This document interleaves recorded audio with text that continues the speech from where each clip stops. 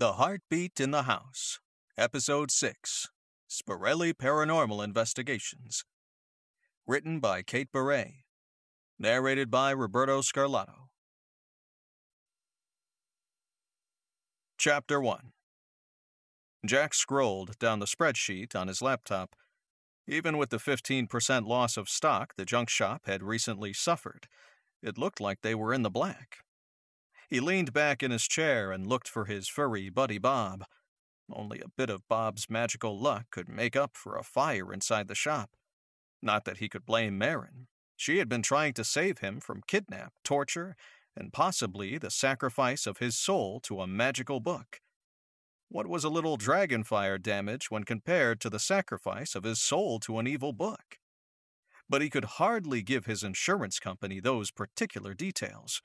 So he'd taken the hit, and still the shop was in the black. Bob had curled up atop of one of the sweatshirts he'd thrown on the old leather sofa in his office. "Thanks, Bob." Bob picked his head up from his front paws and tilted his head. "Looks like the shop bills are getting paid this month." Bob didn't acknowledge Jack's thanks. He just went back to sleep. Marin had mentioned Ark and Sonny were shy about the help they gave. Really, they seemed shy about a lot of things. Jack had never seen Bob eat or exercise. He hadn't seen the guy do much but sleep. He might look a little like a mix between a corkscrew-tailed lab puppy and a hedgehog, but he certainly didn't act like either. "Grab?" Bob perked up. As soon as Jack stood, Bob hopped off the sofa. Jack retrieved one of his stashed cans of crab meat, opened it up, and dumped it in a small bowl he kept in the office just for Bob. He set it on the ground and walked out to the main shop floor, closing the office door behind him. The bowl would be pristine when he came back, but he'd never once seen Bob eat. Jack wasn't worried Bob would vacate the premises if peppered with too many questions. Their relationship had evolved beyond that. But he didn't want to offend the polite little creature. Bob was great company, and not bad for the junk shop's bottom line. Marin looked up from behind the counter where she was ringing up a customer. "Here he is now. Jack, Mr. Kaiserman wanted to meet you." Odd. Bob didn't usually stick around when customers came into the store. Maybe he was really hungry today. "I'm Jack Sporelli." Jack extended his hand as he approached the older gentleman. The man offered him a frail hand, but his grip was firm. "Sporelli Paranormal Investigations?" Jack nodded. "Yes. How can I help you?" "It's possible I might need you to..." Kaiserman paused, and his gaze drifted away for a second, but then his expression cleared. "Exterminate a building." Exterminate? Pest control? Unlikely. Blow it up? Jack knew his morals could occasionally be skewed in a direction that didn't directly align with the law, but blowing up a building? "Maybe you'd like to join me and Marin in my office?" Marin was technically just his assistant, but that seemed an inappropriate label, given their ongoing partnership negotiations. "Yes, of course." Kaiserman didn't seem to notice Jack's hesitation, or was too polite to show interest. As Kaiserman made his way through the twists and turns of the display tables to the back of the store, Jack realized that the man's frail appearance belied his grace. When Jack opened the door, there was no sign of Bob, or of his sweatshirt. Jack indicated one of two client chairs. Marin sat on the sofa, and Jack took a seat behind his desk. Picking up a pen, Jack said, "Now tell me about this building." Kaiserman rattled off an address on one of the major highways in town.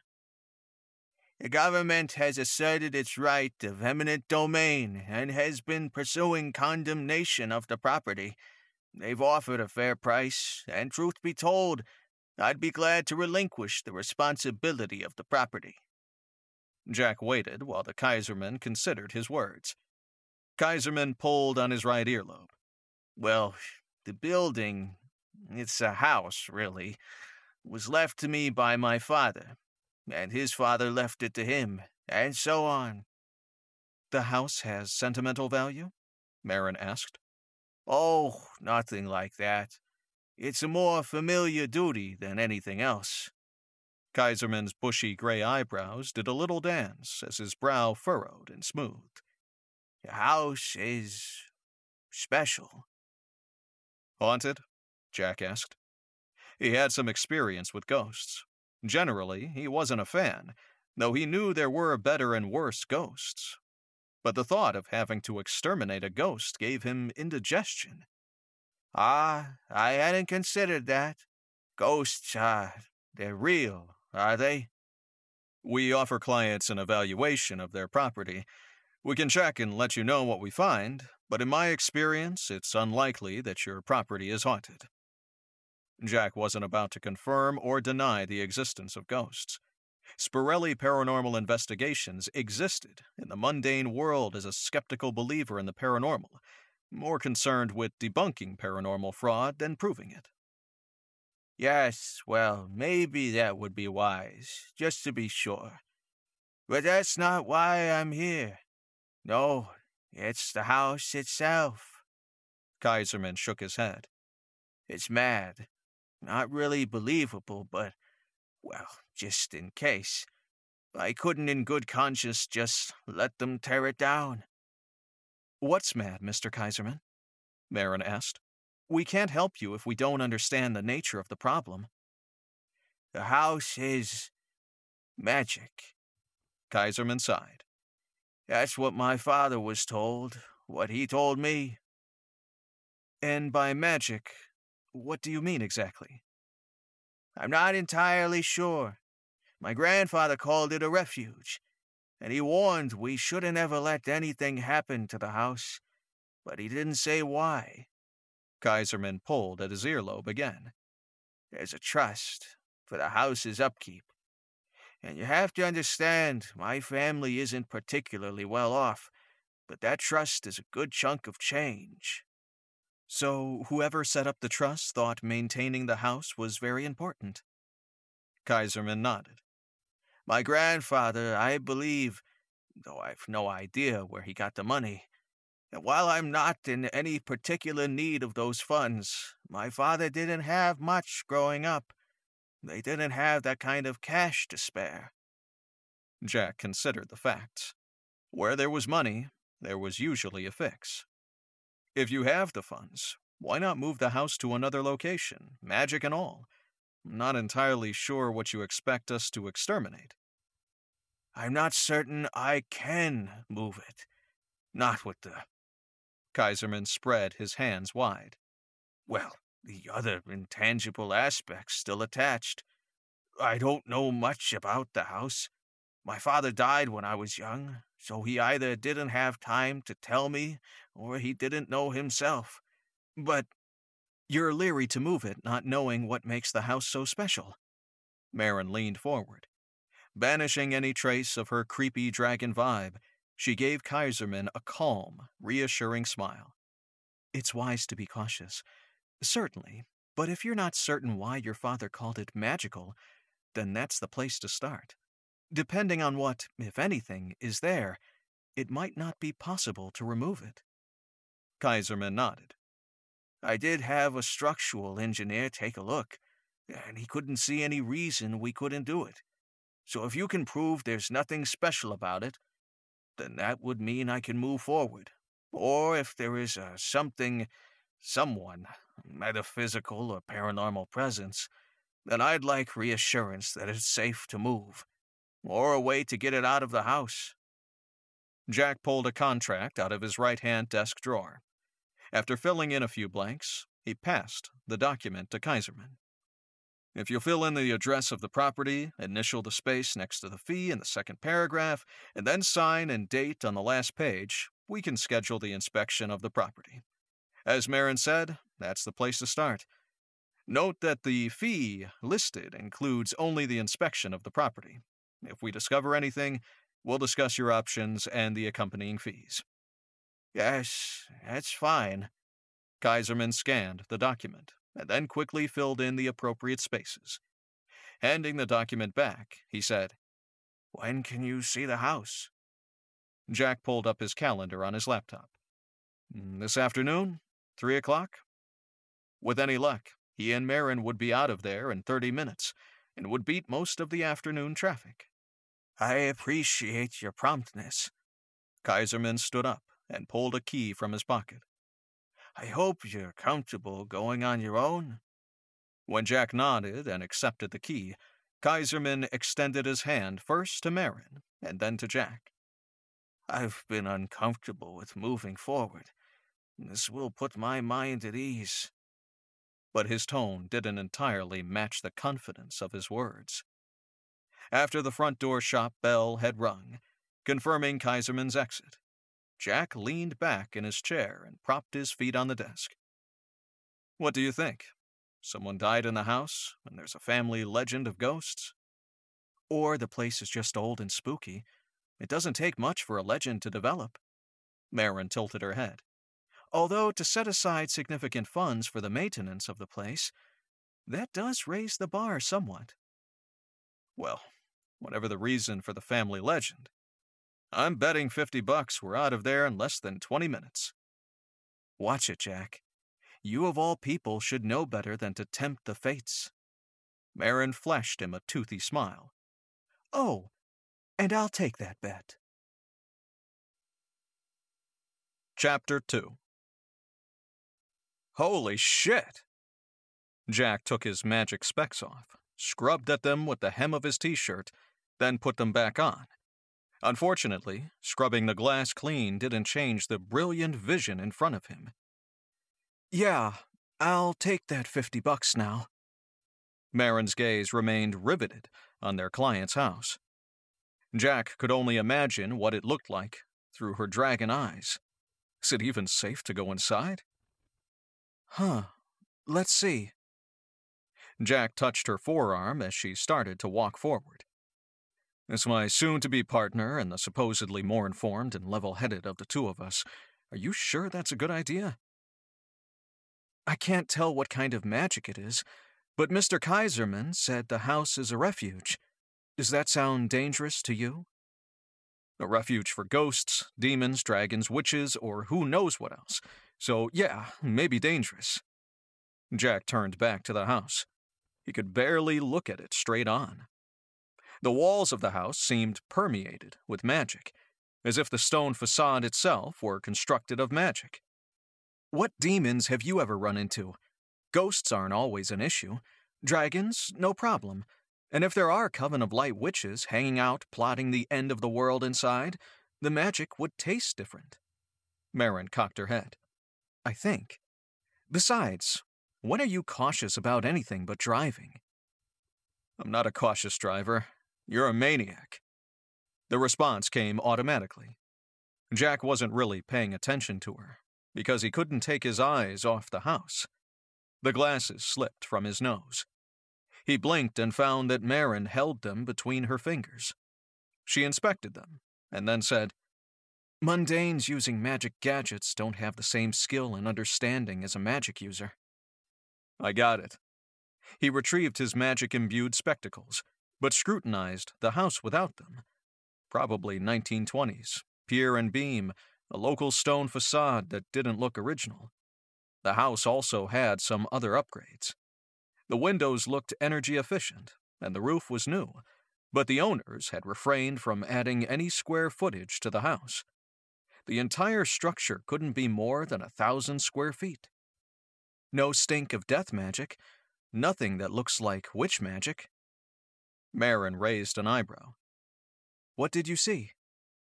For the last several months, Jack had been trying to learn to interpret the type of magic he viewed through his magic specs, but progress had been slow.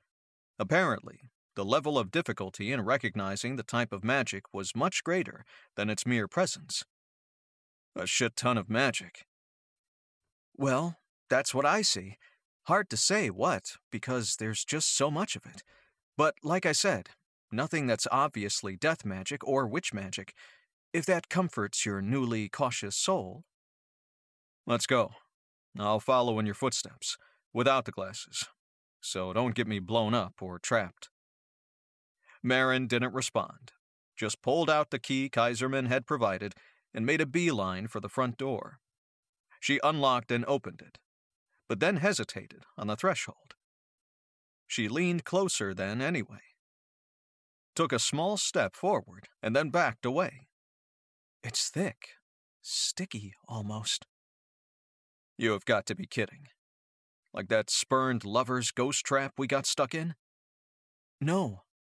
Marin stuck her arm through the door. "No, completely different." She pulled her hand out and turned to give him a pissy look. "I'd hardly call that poor woman, left by her husband to rot in some old house in the middle of nowhere, a spurned lover." "Fair enough. How about the trap laid by the crazy lady in the woods? That better?" Marin turned her attention back to the doorway without commenting. Probably because he was right. She'd been crazy. Possibly because her scumbag husband had given her syphilis. But that didn't make her less crazy, or less dangerous.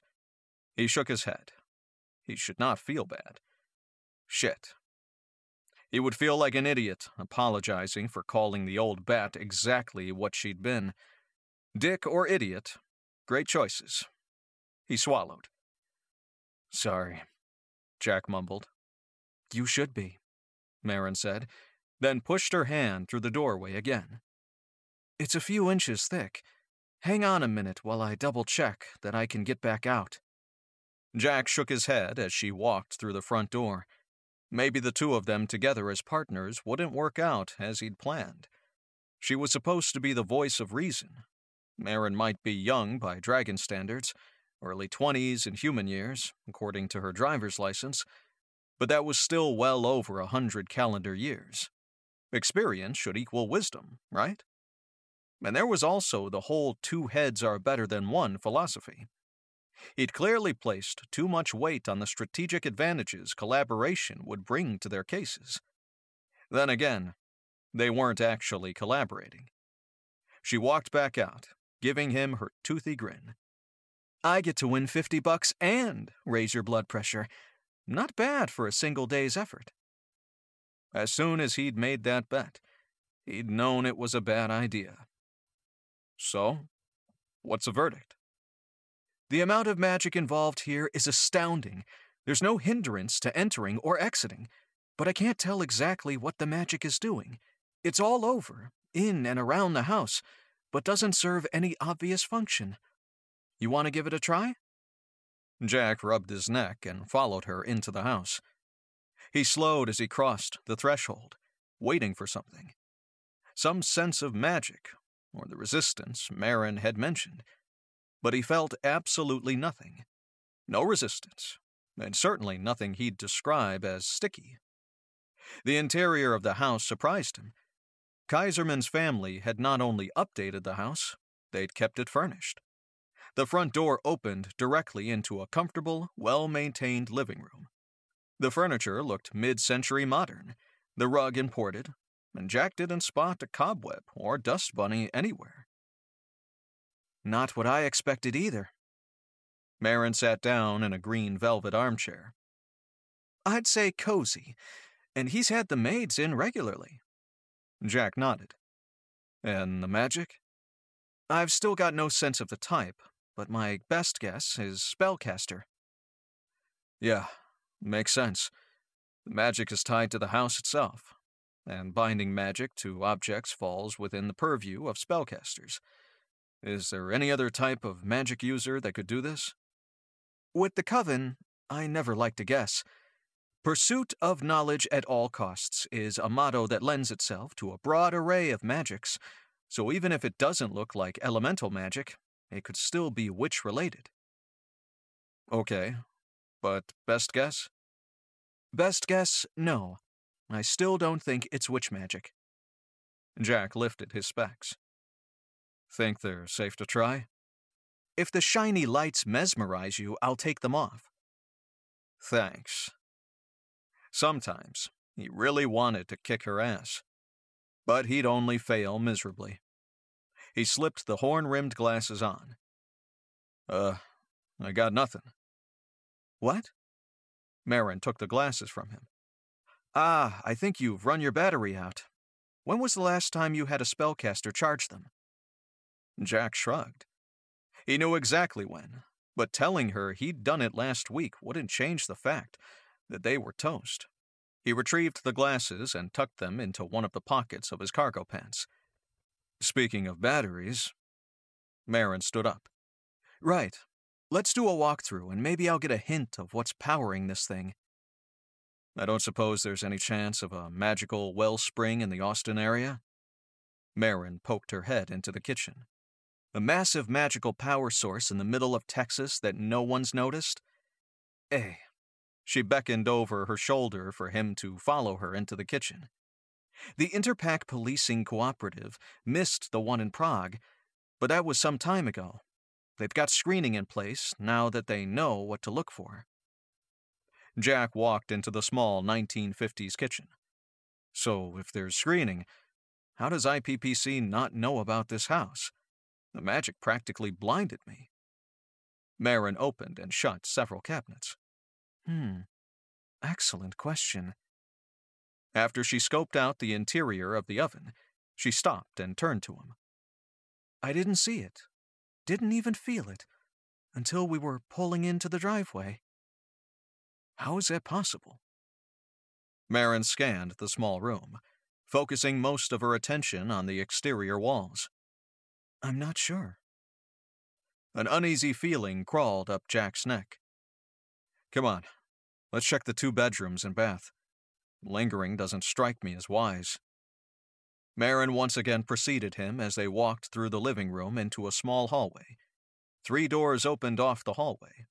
Both bedrooms yielded nothing unusual, though one was furnished more as a sitting room.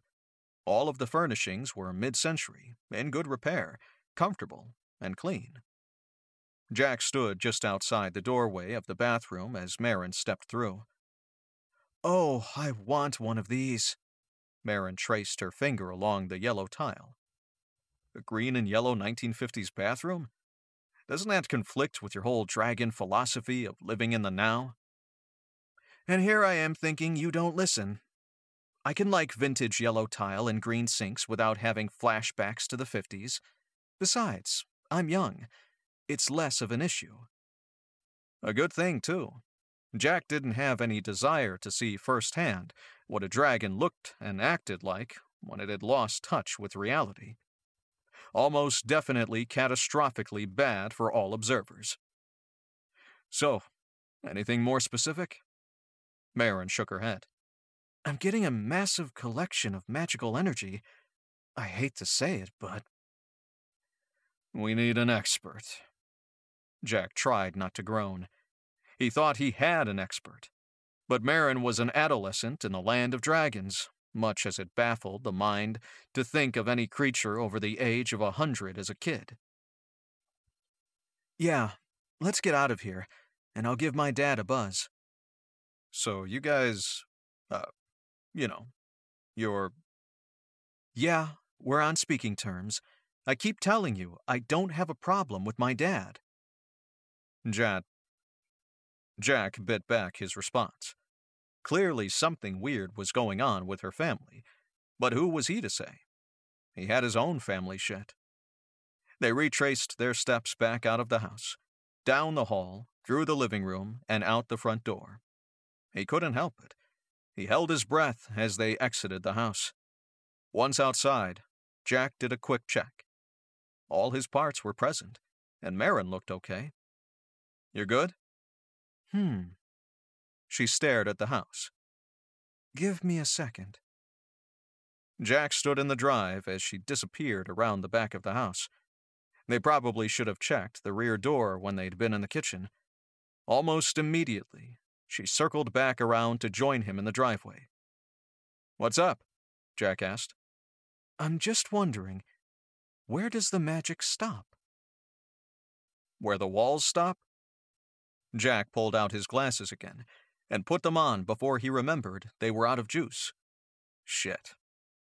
The bright light of the house startled him, and he yanked them off. What?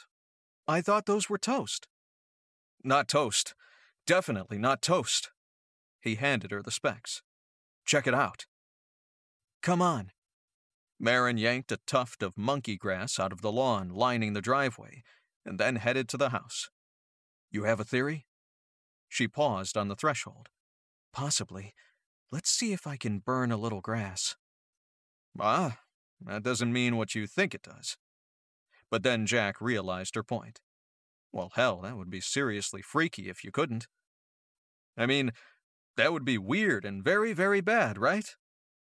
But Jack was talking to Marin's rear and her curly red ponytail. He hustled into the house after her. No way was he missing this. She'd already moved into the kitchen when he came through the front door. Jack joined her just as she was placing the clump of grass into the kitchen sink. He should at least appreciate that she didn't test her theory out on any of the difficult-to-replace furniture. He watched her, watched the grass, back and forth like a tennis match. But nothing happened. I assume you're trying? And failing. She reached out her hand. Your specs? Jack handed them to her. After she closed her hand around them, she shook her head. Not even a little spark. I don't understand. You can see the magic in here, right? And feel and see it, just like before. But your specs have no magic, and my fire, it's... She tilted her head and handed back his glasses. I guess you could say suppressed? I don't feel as if I'm under any kind of attack. It's there, it's smoldering. I simply can't access it. Maybe blocked is a better description. Mr. Kaiserman called this place a refuge. A refuge from magic? Possibly. But how does a man with no magic get hooked up with a spelled building that blocks magic? And how does no one know about this place? And who used it, and for what? Jack felt a tinkling of unease. This house could be a powerful weapon against the Coven of Light. Marin sighed. Yeah, which makes it a target. We need to find out what research our client has done, who he's reached out to, what bears he's poked. Jack motioned to the door and, when she nodded, headed outside. Speaking of our client, any thoughts about whether we can move this place? Marin closed the door behind her. I have some suspicions about the walls. I'm wondering if the magic extends to the foundation, perhaps beyond. I'm betting yes. So we measure how deep, somehow, and make sure the earth underneath is moved with the house. Jack rubbed his neck. Yeah, that sounded way less possible out loud than in my head. Exactly. How do we measure it? How do we leave those magical tentacles below the surface undisturbed, if they exist? And if we do disturb them, what happens? Wild guess that we don't want to know what would happen if the structure that all of that magic was tied to was destroyed. Marin huffed out an unamused laugh. Whatever happens, this building can't be demolished. Period. Pretty sure that's bad. Crazy bad. Shit your pants bad. Yeah, I got it. And I'm not looking forward to telling Mr. Kaiserman we don't have a clue what's contaminated or infested or possessed his house. So calling you in sooner rather than later would be a great idea. Will do. Marin pulled her phone out. Want to take bets on how bad this is? I'm going with worse than the time we blew up the really sad and misunderstood ghost. Marin raised an eyebrow. Way worse. Worse than the blood-sucking, soul-swallowing knife. Technically, that was a blood-sucking, soul-collecting knife and a soul-swallowing book. Marin rolled her eyes and tapped the number for her dad. Chapter 3.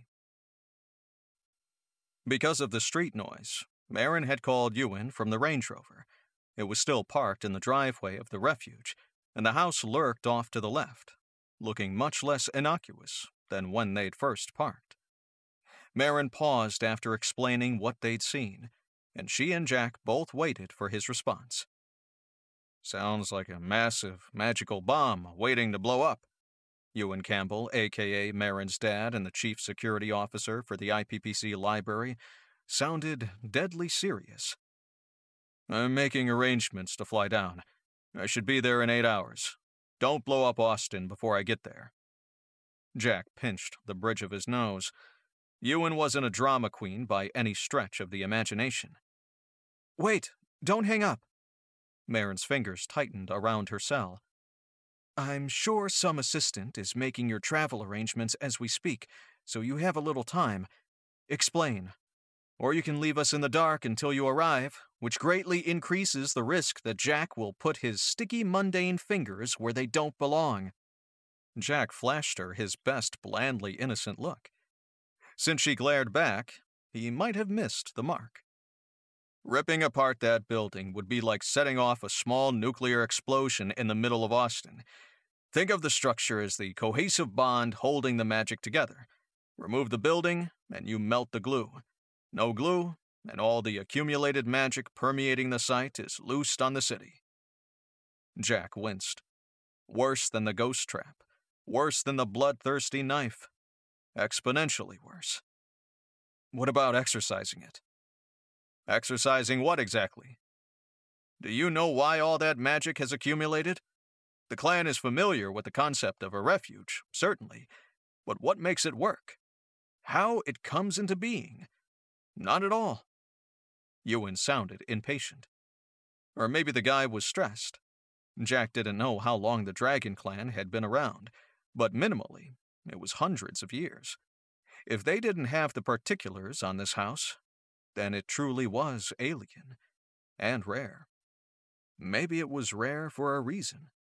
If destroying the house is so dangerous, how can this refuge even exist in Texas? We're disaster central. Hurricanes, tornadoes, thunderstorms, hail, flooding, even the odd earthquake.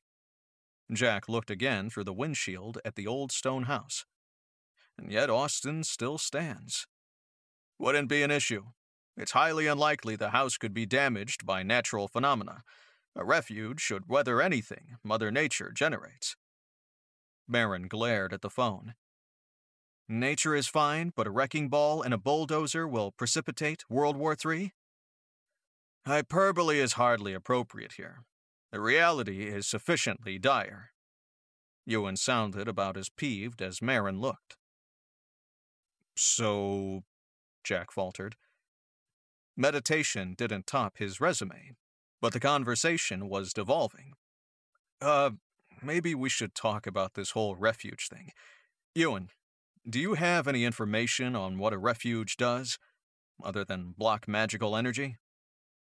Just as the name implies, it's a haven from magical attack. I haven't heard rumors of one in years, though. There's usually a person, a mundane, attached in some way to the house. Probably the title holder of the property. Have you run into anyone that might fit the bill? That would be our client, Kaiserman. Marin had skipped over the case details earlier and focused on the house itself. Don't suppose you know why a mundane has the care of a magical house? Experience says it'll be a mundane. No idea what the connection is.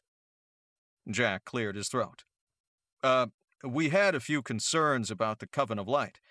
Any way for us to know if this place is on their radar? I don't think it is. Ewan's voice trailed away. I have to leave. Don't mess with the house. Destroy the structure and... Boom! We get it. Jack scrubbed his face. Besides not blowing shit up, anything we can do to start sorting this out while you're in transit? Yeah, one thing. Ask your Arkansas friend if he'd be willing to have a look at the house. I'd be interested to see if he has any insight. Bob? Jack shared a confused look with Marin. Sure thing. But why Bob? Just as dragon magic works differently from human magic, so does the magic of a creature like an Arkansas. He may have a different and useful perspective.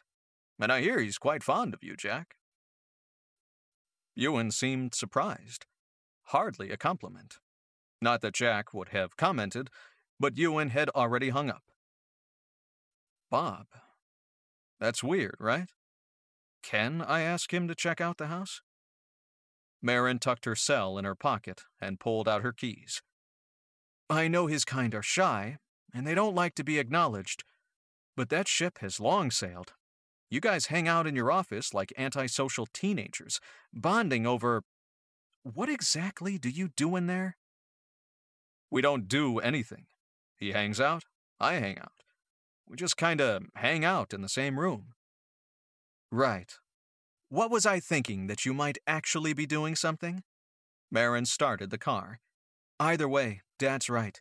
You guys are tight. And don't forget, you helped out his buddy Nelson. That's ballsy. Jack fastened his seatbelt. Fixing your screw-up hardly qualifies as helping Nelson.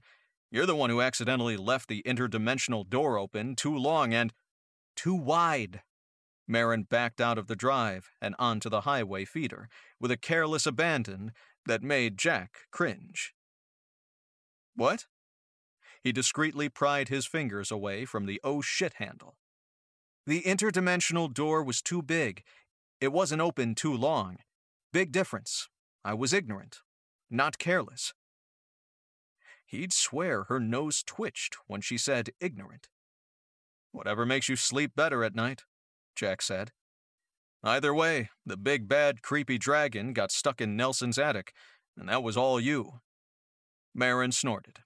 She flicked the radio on, then thought again and lowered the volume. Talk to him. Ask him for his help. Jack tensed as Marin floored it onto the access ramp, with only one hand on the steering wheel. How do I do that? I'm not telepathic. He only communicates with other little Arcan Sunny. And dragons. You haven't figured out how to talk to each other? How long have you... She laughed. Never mind. I'll translate. Jack didn't see what the big deal was. They hung out. They shared space. Two dudes in one room did not a conversation make, especially if one was the size of an overgrown hedgehog and had no vocal cords. There was that one time, no, 2 times. He'd heard a tiny whisper in the back of his brain. But that could just as easily have been his overactive imagination, couldn't it? Chapter 4. When Jack and Marin arrived at the shop, Bob was waiting. Not in the office, but in the main part of the store. Jack locked the door behind Marin without a lot of fuss, hoping they wouldn't startle him into disappearing.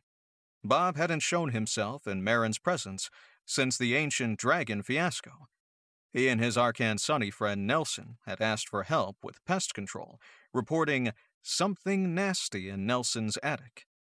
That something nasty turned out to be an ancient dragon's essence, and its proximity to humans proved less than agreeable to their sanity.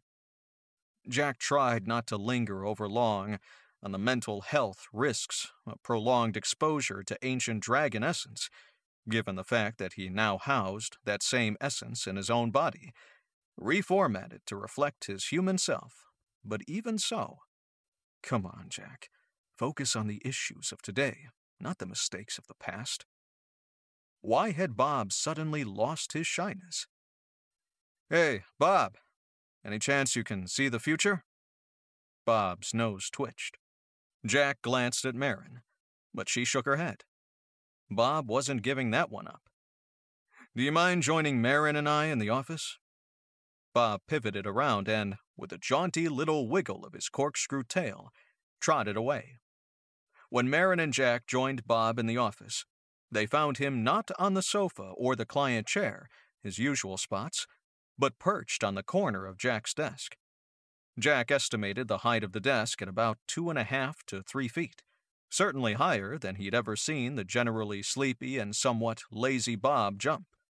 His small, plump body didn't look capable of the jump.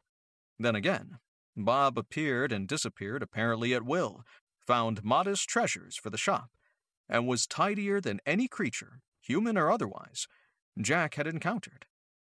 Bob's magic worked in ways that scrambled any logic Jack tried to apply to it.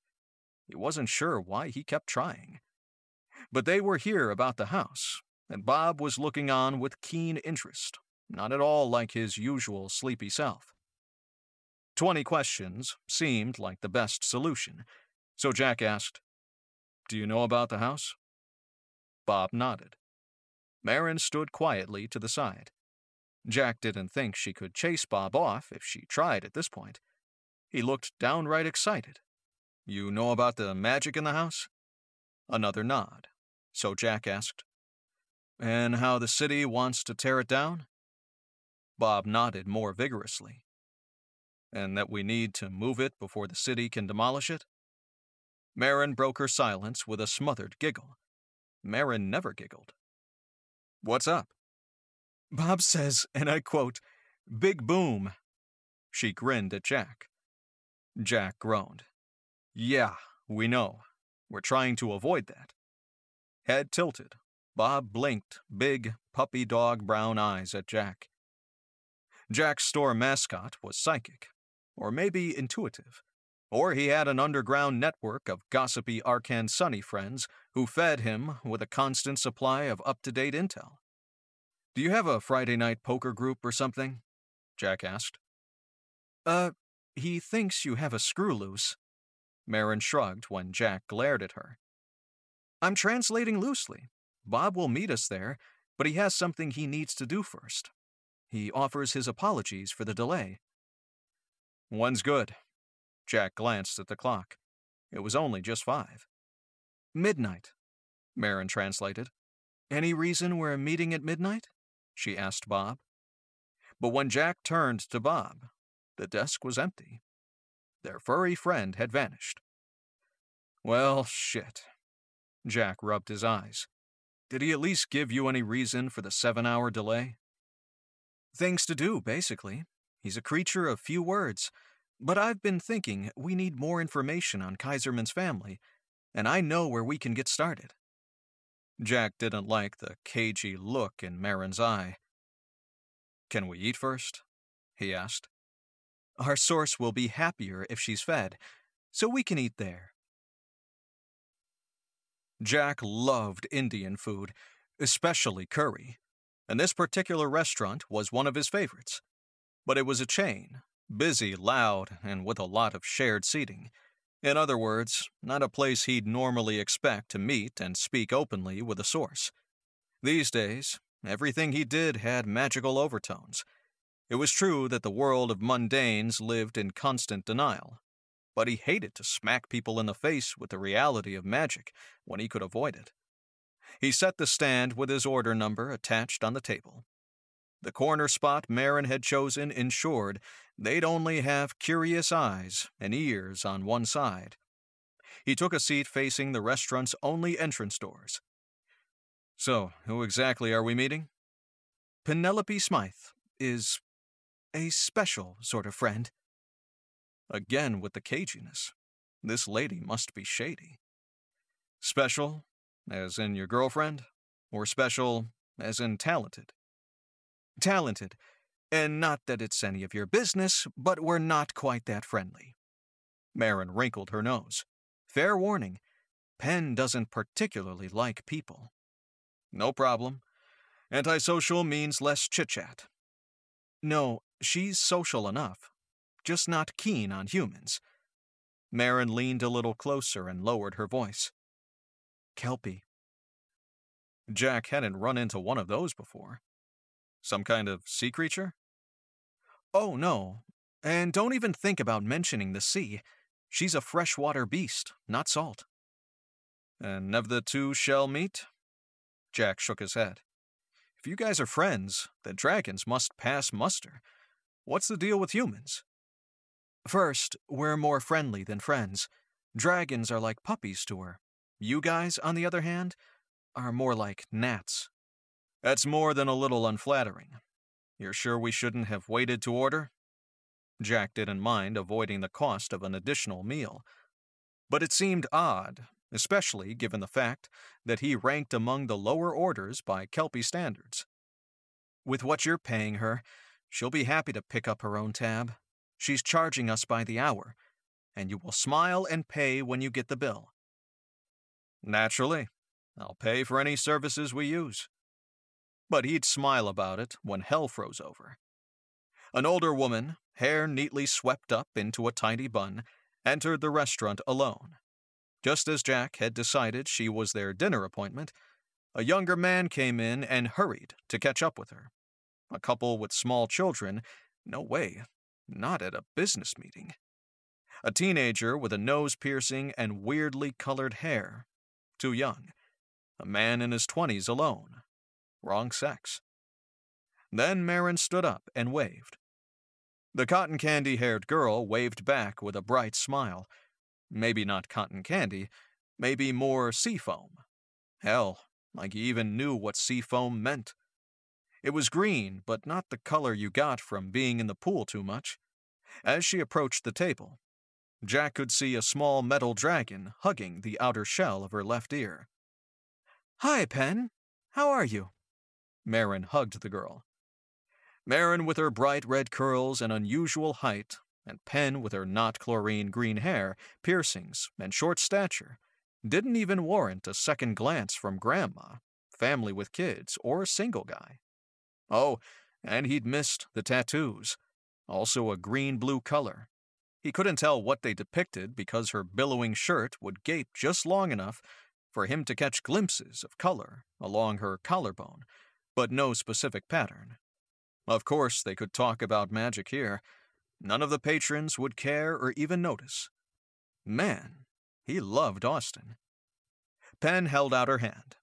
Jack stood and shook it. She had a surprisingly businesslike handshake, not something he expected from a 5'0" teenager. Then he stepped back and truly looked, at her. Diminutive height, flawless skin, and the overall look she cultivated made her appear young. But those lavender eyes were anything but. He experienced the same chilling creepiness he'd felt the first time he'd encountered a dragon. What she presented to the world was not the reality of herself. "Good to meet you." He forced the words out. He hated the feeling, but he was experiencing a moment of Nat-likeness. You're different from the rest." She placed a finger on her chin and tilted her head. Even her mannerisms had an affected cuteness. "Just human," Marin spoke dismissively, as if what he was or wasn't had no part in their conversation today. A cat-like smile spread across Pen's face. "All right, then. That's a mystery for another time." She reached inside the large purse that was slung across her shoulder and pulled out a card. She handed it to Jack with another feline smile. "I'll just go order. Be right back." Jack sat and then looked down at the card in his hand. Beautiful blues and greens edged out with delicate gold scrollwork. Fine antiques and collectibles? How is that relevant to our case? Marin seated herself across from him. She has an extensive knowledge of the history of Austin.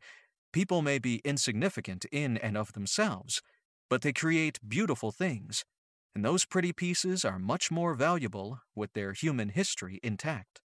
You mean provenance, right? Yes, but an object's history of ownership can also have significance beyond the provenance. A cute story sells well, a tragic one even better. But a true magic tale can have real power. Marin gave Jack a warning glance, but a hint of amusement tinged her voice. Pen tells a mean story. Be careful. Jack glanced over his shoulder and saw Pen was still at the counter ordering. How old is she? Very. Marin stared back at him blandly. Jack eyed the card and then Marin. Dragons as puppies. It was an interesting image. Quit looking at me like that. Marin snatched the card from his hand. Pen returned with a large glass of soda, a basket of naan, and her order number. As soon as she sat down, she tore into the naan. Literally, Jack couldn't take his eyes off her teeth. They looked white and even, like any other teen who'd spent a few years in braces. But then, a flash, a tiny moment where two images met, one superimposed over the other. Even, white, human teeth faded. Crowded, sharp, shark-like teeth flashed atop the false image of orthodontic perfection. Again, a chill crawled up his back. And since when did horses have pointy shark teeth? Either he needed to do a little research on kelpies, or legend got the whole horse thing wrong. Marin kicked him under the table. He glanced away. When he looked back, the bread was gone. "So, Pen, what have you found on Mr. Kaiserman?" Marin asked. Pen patted daintily at the corners of her mouth with her paper napkin. "His family has been in Austin for 3 generations. Before that, the Kaiserman family diverges into a German branch and a Polish branch. I'm rather partial to the Polish side of the family. There were a few jewelers in that branch." Her eyes glittered with an unearthly light. "But I suspect you're more interested in the family tree with connections to a refuge?" Jack exchanged a quick glance with Marin, but he couldn't read anything in her face. No, little Marin didn't spill the beans. But really, a refuge in Austin? She didn't have to. "So you know about our problem?" Despite Marin's caution, Jack couldn't help but hope that they might have found an ally. Allies were good when dealing with unexploded magical bombs. Pen flashed him a darling grin, devoid of any sharp edges or fangs. "I couldn't care less. That's your problem." Jack tried to wrap his head around that. How would the city of Austin exploding in a cloud of magical dust not also affect Pen? Including her home, her business, maybe her life. "Oh, don't think so hard. You might bust a blood vessel in your tiny little human brain. Humans come and go. Cities rise and fall. It's the natural order of human civilization. And I do love a good scavenge." She smiled sweetly, revealing a dimple. "But I wish you the best of luck. Citywide destruction would be mildly inconvenient." Before she could elaborate, if she ever intended to, the waitress arrived with his and Marin's food. "Please, eat," Pen said. "Mine will be along shortly." Marin started in on her tiki masala, so Jack took his cue from her, and he did love a good palak paneer. Pen leaned forward and inhaled. "Lovely. So, the Kaiserman family's German roots. There was once a refuge in the Black Forest. Oh, years ago." "And by years you mean what exactly?" Marin asked. Pen waved a dainty hand in the air. Jack noticed, for the first time, that her nails were painted a shade of light blue-green, very similar to her hair. "More than a decade. Less than a millennium." Marin sighed. "Pen, sometimes your sense of time is less than useful." Tiny little frown lines appeared on Pen's forehead. "It's all in my notes. Silly girl. Sometimes the story is bigger than the details. Pay attention." "Apologies." Marin's lips were tight, but the corners pulled up at the edges. Jack guessed laughing at the ancient, sharp-toothed creature might be perceived as a slight. "Where was I? Yes, the Black Forest. There was a house deep in the woods, a place to hide from the ill-intentioned magical beings of the day. Humans feared the dark, and places deep in the woods in those days." "They still do," Jack interjected. Pen raised a fine, pale green eyebrow. "True." She sounded surprised, but then she gestured dismissively. That human fear of all things unknown became the refuge's protection. A word here and there about witches and children and cannibalism. She snapped her fingers, and the refuge was safe from human intervention. The waitress interrupted them with the delivery of 2 meals, both ordered by Pen. Now aware that sharp teeth lay hidden beneath an illusion, curiosity pulled at him. He knew her predator's teeth would rip apart flesh as easily as the bread he'd seen her shred. Jack made himself look away. Eventually, Marin asked, "What's the connection between the house in the Black Forest and the refuge here in Austin?" Jack looked up and found that Pen's noodle dish had disappeared. "Between the houses? Oh, nothing at all." Pen began eating the remaining curry with no particular haste. But then she paused, wiped her mouth, and her eyes narrowed. That house deep in the forest came to an unfortunate end, overtaken by a coven, tainted. The hint of a snarl emerged, the impression given but no sound heard. But the anger, fury even, disappeared as quickly as it had manifested. Jack fought the urge to stand up and leave, quickly. Then his brain turned back on, and he remembered that the coven he knew, the Coven of Light, was no friend to him or his allies. The enemy of his enemy and all that? Maybe. But Penn seemed closer in definition to foe than friend. And then he caught sight of her plate. Even eating with beautiful table manners and cutting all of the meat into tiny bite-sized pieces, half of Penn's curry was gone. Marin kicked him under the table again. He'd be black and blue before the end of this meeting. So it's the caretaker family that the Black Forest Refuge and ours share? Marin asked. In one, my little dragon. Penn smiled with an almost maternal affection. Penn really did have a soft spot for dragons. The pastel hair and frail appearance had faded into the background, overshadowed by sharp, hard edges. The more Jack shared Penelope's company, the more he saw of what he believed was her true self. But the family has no magic. How could they create a magical place with so much power? Jack asked. No human is capable of creating a refuge. Penn stared at him. Her pale lavender eyes grew huge in her face, giving her an alien appearance. The hairs on the back of Jack's neck stood at attention. She blinked, and her face softened, looking again like a normal human teenager. Jack exhaled. He hadn't realized he'd been holding his breath until those freakishly bright purple eyes had blinked. So how are they created? A house becomes host to the magic when a refuge is needed. Penelope patted her mouth and stacked her second empty plate atop the first. Needed by whom? By whomever needs it. Penn's nose wrinkled. Such simple creatures with such limited, linear thinking. As the simple, linear thinking creature in this equation, he figured pushing for answers wouldn't get him much more.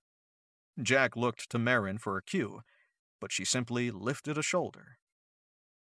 Penn made the decision when she stood up to leave. Thank you, Penn. Marin leaned in and kissed the air, near Penn's left cheek. Penn hugged her. Report and invoice are in the mail. And then she left, leaving behind a faint scent of spring. Jack sniffed the air, the sweet smell of blooming flowers, the fresh smell of crushed grass, but underneath, a hint of fishy decay. Jack watched the door close behind her, then turned to Marin. He shook his head. Just bizarre. What's with mailing the report? She means email. Trust me, she's very technologically savvy. And yes, a bit bizarre, by your standards. So, you gonna tell me why we're not paying her for information on refuges? It's obvious she knows something. 2 different types of information. If she has it, we can't afford it. And no telling what she knows. Disinterest in humanity coupled with a fascination for the artifacts of human life, well, it makes for an odd hodgepodge of information. Jack looked at the door where Penn had exited and felt that creep along his spine again. As he followed Marin out of the restaurant, he couldn't help but wonder how many more ancient, powerful, and not particularly friendly beings lurked around the next blind corner. Chapter 5. Several hours passed before Penn's report arrived in Marin's inbox. As Jack and Marin had waited, they'd done a little research of their own. Neither of them turned up anything online about magical refuges, and none of the sources they'd trusted enough to ask seemed to know much about them. Ewan probably had some nuggets he hadn't shared, but he hadn't yet arrived from Prague. Jack had sent a follow-up email to the client. Nothing too specific, just that he had an expert coming to take a look at the house.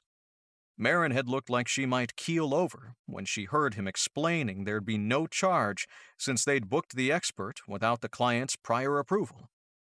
It pissed him off. He wasn't a cheat, just perpetually 2 inches shy of broke. And charging the client for Bob's services when Bob didn't charge Jack, that was just shitty. He wouldn't abuse the client's or Bob's trust that way. Keeping the client in the dark about IPPC, that was entirely different, and Jack had no moral qualms on that front. When they'd updated Ewan on the plan to meet Bob at the house around midnight, he'd claimed he could make the meeting. Seemed tight to Jack. But as of a few minutes ago, Ewan had confirmed by text he planned to be there. It was right at 11:30, so Jack printed out an old-school paper copy of Penn's report, no laptop for this trip, and then he and Marin left for the refuge in her Range Rover. About 5 minutes into the drive, Jack flipped to the last page. Penn may have questionable eating habits, but she certainly came through. It looks like the Kaiserman family has been affiliated with more than just one refuge. She said as much at our lunch meeting. Jack braced himself against the door as Marin took a turn too fast. The pages crumpled in his fingers. He had to unclench his teeth to reply. Yeah, but she's listed 3 here. And if she's listed 3, there are probably more. She wouldn't reveal an undiscovered and still operational refuge. Not for the price we're paying. Possibly not for any price. Speaking of, aren't we owed an invoice? Marin stomped on the gas and switched lanes.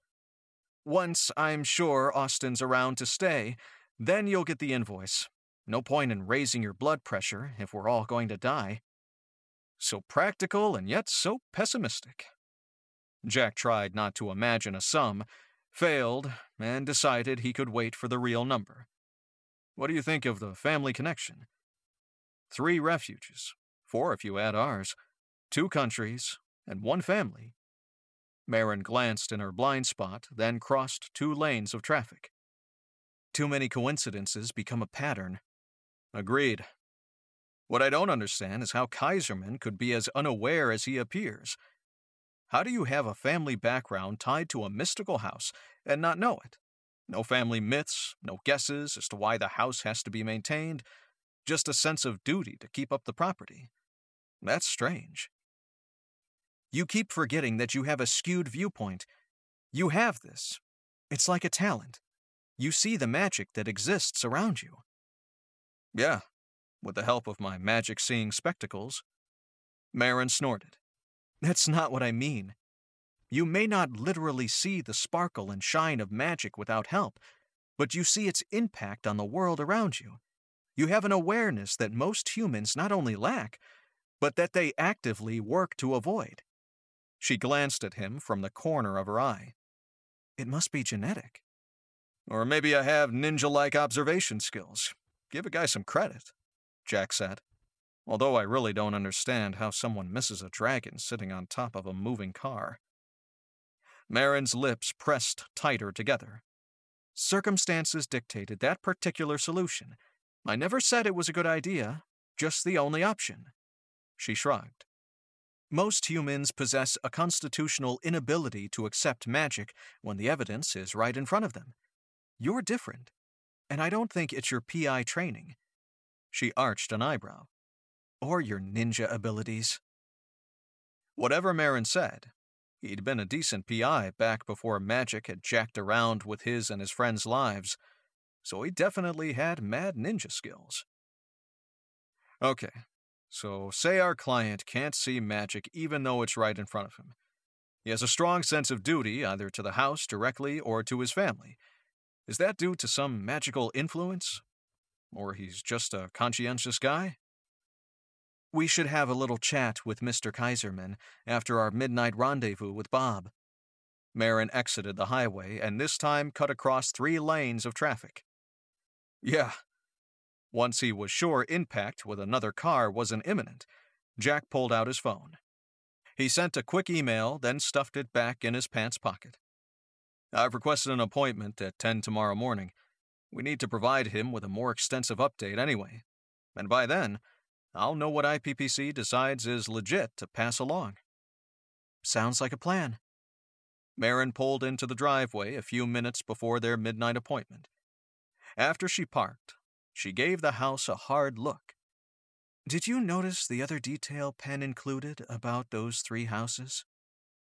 Jack eyed the simple, well-maintained, and in most ways very ordinary house. Yeah, they all had a history. If the Hansel and Gretel story she told us over lunch was any indication, the stories were provided as cover to protect the homes from mundane interference. Yeah, I wonder why our little gem doesn't have some terrifying story attached to it. Marin shut the engine off. Are you kidding? Attach some story to the house and you draw attention. We live in the age of reality TV and sensationalism. We've moved from being terrified of the dark to being both terrified and fascinated. Absolutely ordinary is the cover story. You're not wrong. You remember the other thing your friend mentioned over lunch? That humans didn't create it? I've been thinking about that. Marin shifted in the driver's seat, getting more comfortable. Penn has a different view of the world and a bizarre sense of humor. Maybe she truly meant the houses aren't connected. The actual structures. Shit, that's right. She said something about the house being host to the magic. I would have asked, but she made it clear she wouldn't answer any more questions. Host is an odd choice of word. It implies a guest. So what type of guest is this house hosting? What type of magic? Even in the poor light, Jack could see that Marin looked annoyed. Or whose? She might have chosen her words carefully. No connection between the houses, but... There could be a connection between the magic inside this and the 3 other houses. Jack suddenly felt very small. I have this weird image of all this magic roiling around under the surface. You know, like those illustrated pictures of magma they had in our Earth Sciences book as a kid. Marin snorted. Because we both had Earth Science as kids? Sorry, I know what you mean. Well, the magic had to come from somewhere. Someone had to make that house happen. It wasn't as if there was this burbling, powerful mass of mindless magic roiling under his feet. He sure as hell hoped not. Hey, you okay? Jack shrugged off the uncomfortable feeling of insignificance. Yeah, of course. Let's say the house is possessed by some benevolent entity that protects its occupants. Nuts as that sounds. But then how does the house get hooked up with the humans who act as caretakers? Jack pulled out a second file, one that contained a background on Kaiserman. What if Kaiserman is holding out on us? Maybe he knows more than he's saying. Marin's lips twisted. Really? Is that the impression you got?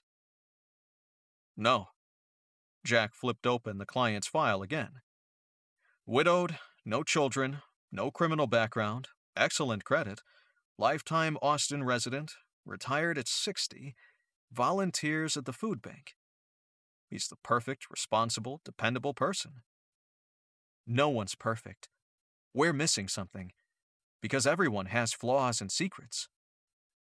Whatever it is, it's not jumping off the page at me. Jack rubbed the back of his neck. I can have Chris do a more thorough background on him, but she's already been pretty damn thorough. Skip it. Let's wait to see what Kaiserman has to say tomorrow morning, then go from there. Another set of headlights shone up the drive, and a second car joined them. 3 minutes to midnight, Jack said. Ewan must have managed to snag the IPPC jet. But agreed, we'll have a nice chat with Kaiserman tomorrow. Marin opened her car door, but abruptly stopped and didn't get out. You have got to be kidding me.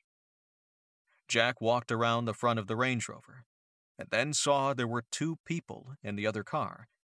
At first, he thought Ewan had a driver. Then he saw Ewan was driving and a woman was in the passenger seat. She stepped out of the rental car. Not just a woman. Heike, Ewan's girlfriend. As Jack approached, Heike pushed her short blonde bob back out of her face. Even in the dark, he couldn't miss the rock on her left hand.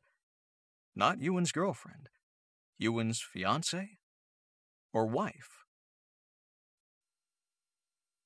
Chapter 6. Jack closed the short distance between himself and Heike.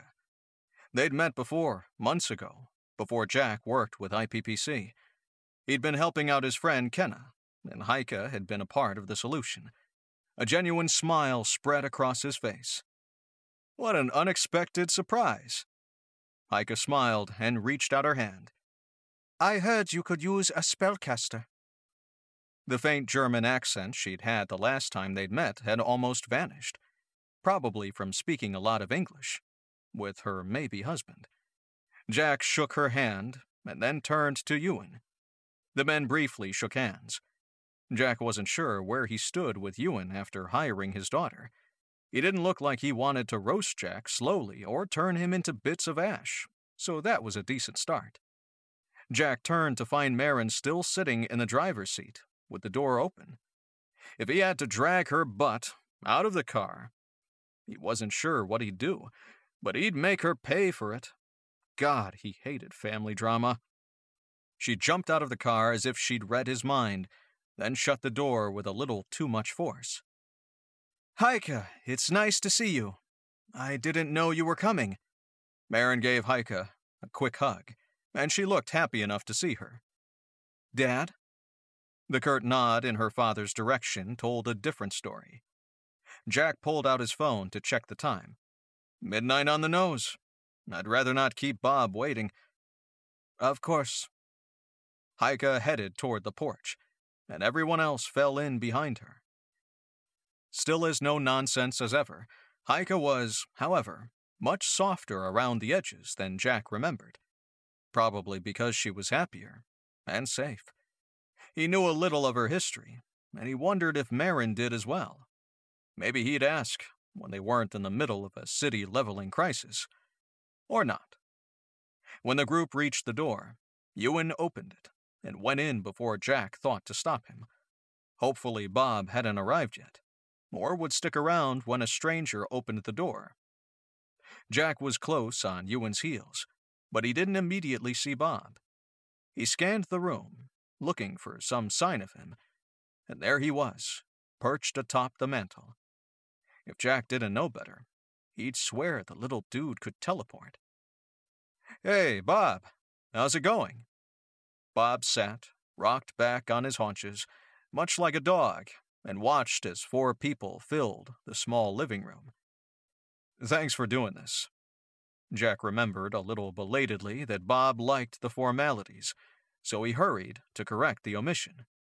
Bob, I'd like you to meet Ewan Campbell, Marin's father, and Heike Schellig. And you know Marin. As soon as he'd started the introductions, Bob had stood up.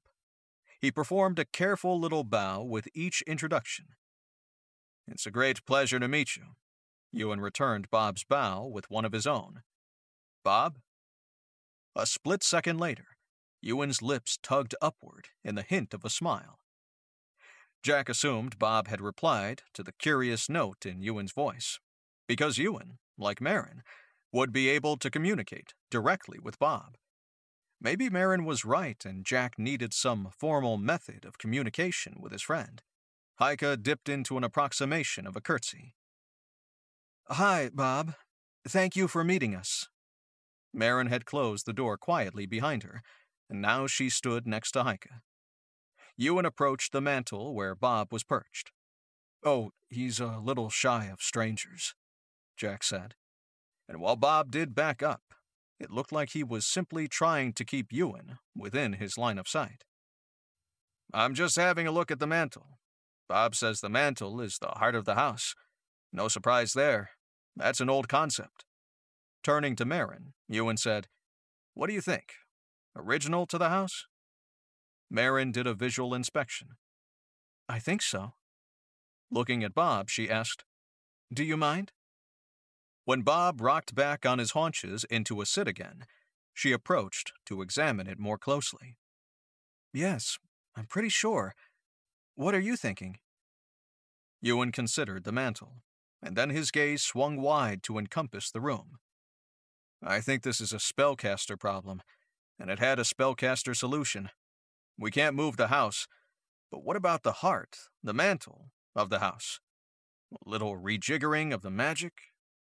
Oh, you want me to... Heike looked a bit pale, but maybe it was the lighting. Oh, I didn't think that's possible. At least, I don't know how I'd move quite so much magic. Marin squeezed her eyes shut. You guys want to clue in the non-magical guy? Jack looked around the room. Only Bob seemed pleased. Marin opened her eyes. If the mantle is the heart of the house, in other words, an object symbolic of the whole, attach all of the magic to the mantle and move the mantle. Theoretically, no big magical boom.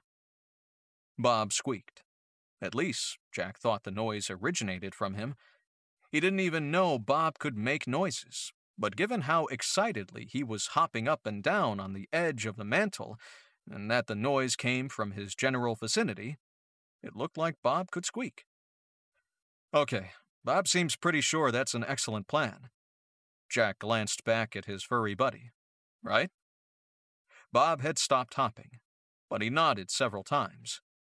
The only problem, Jack, is that someone has to shove all that volatile magic into that tiny little object. Marin looked less than thrilled by the prospect. That's me. Heike lifted her hand. I'm the only spellcaster around. That is why I'm here. Attaching magic to objects is a spellcaster talent. Ewan made a grumbling, annoyed noise.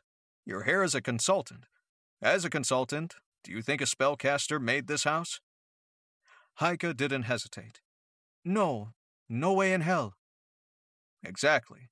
Manipulating magic that has an unknown source, that's hardly in the realm of spellcasting.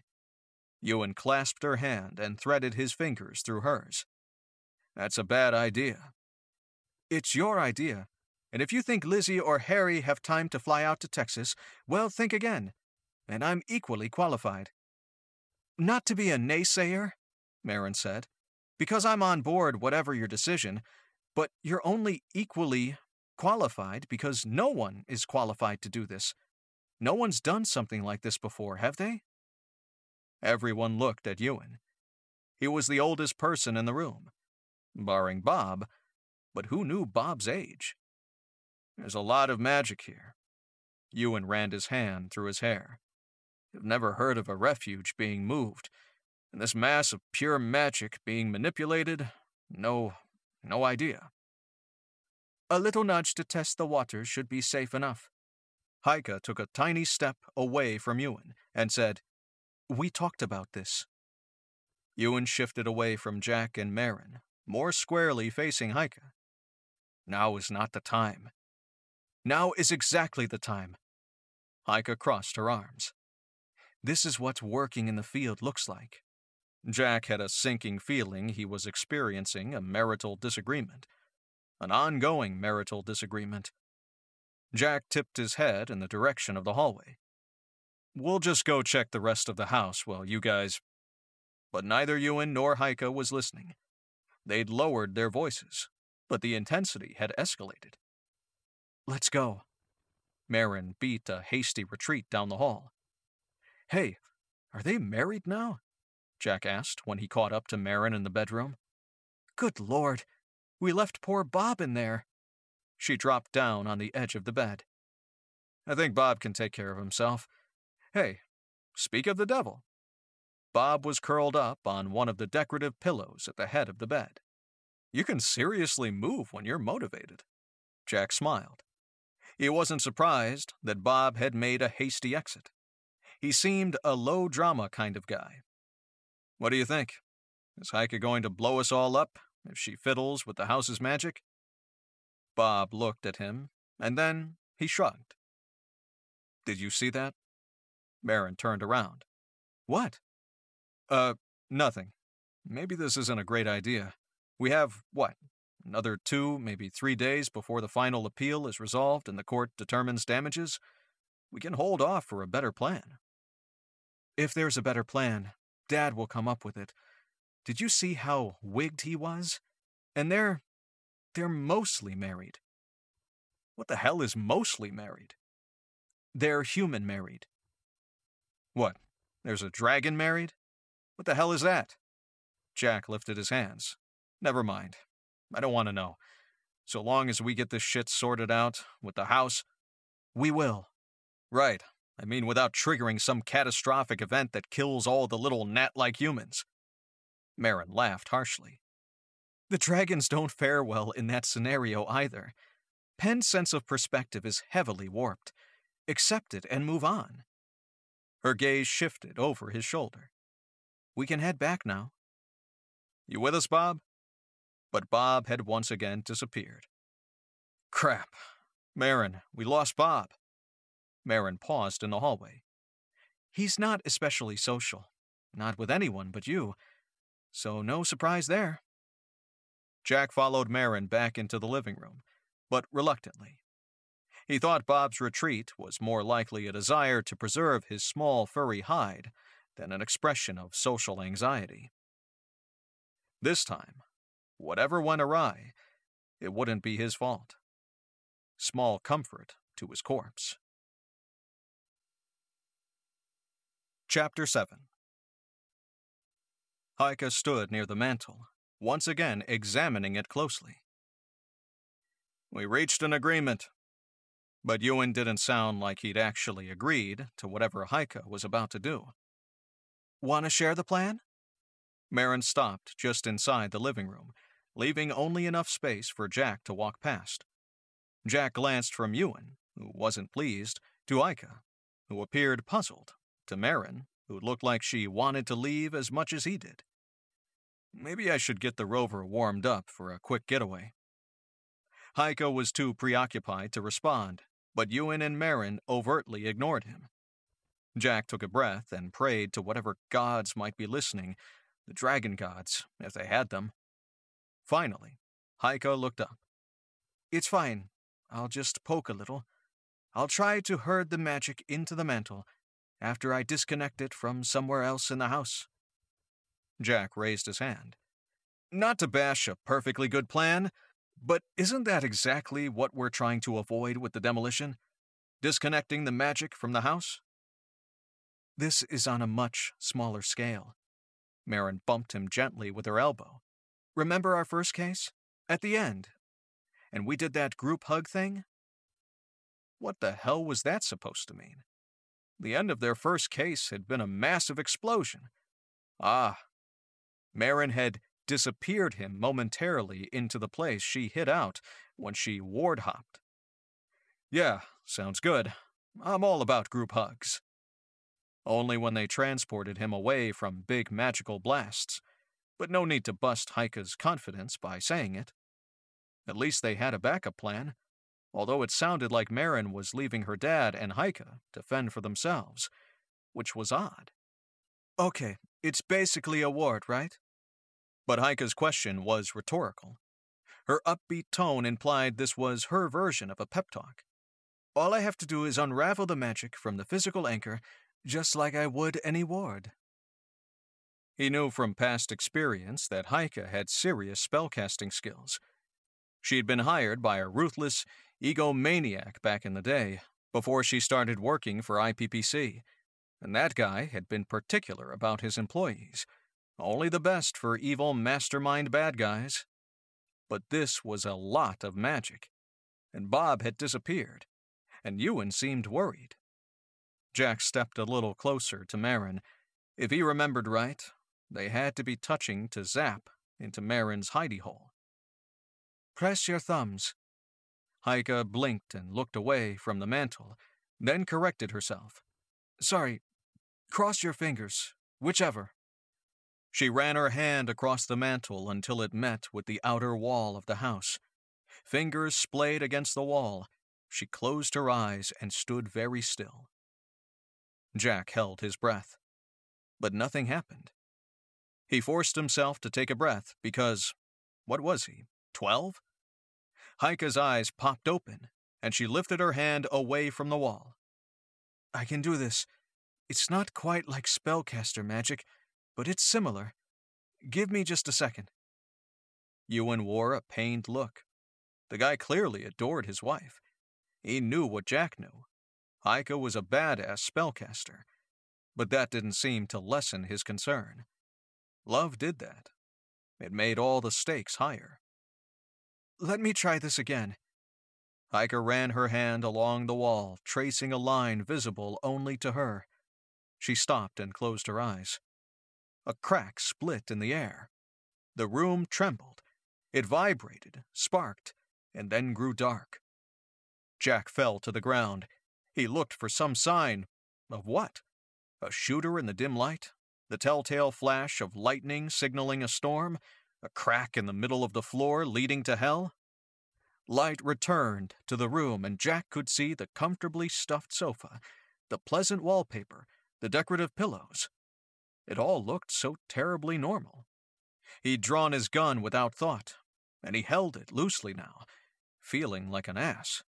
Or that 12-year-old he'd felt like earlier. Right up until he saw Marin. She crouched low next to him, completely still, transfixed. He said her name quietly, but she didn't respond. He touched her shoulder. She didn't move, and she looked scared. Jack scanned the rest of the room, and he found Ewan and Heike similarly immobilized. And then a ripple, like a muscle twitching, passed through the room. Marin grabbed his arm and pulled herself up. It's alive! What? Jack glanced over his shoulder, looking to see if Ewan and Heike had similarly recovered. They had. Their heads were bent close as they exchanged urgent words. When Penn talked about the house hosting magic, she meant the house is host to some magical being.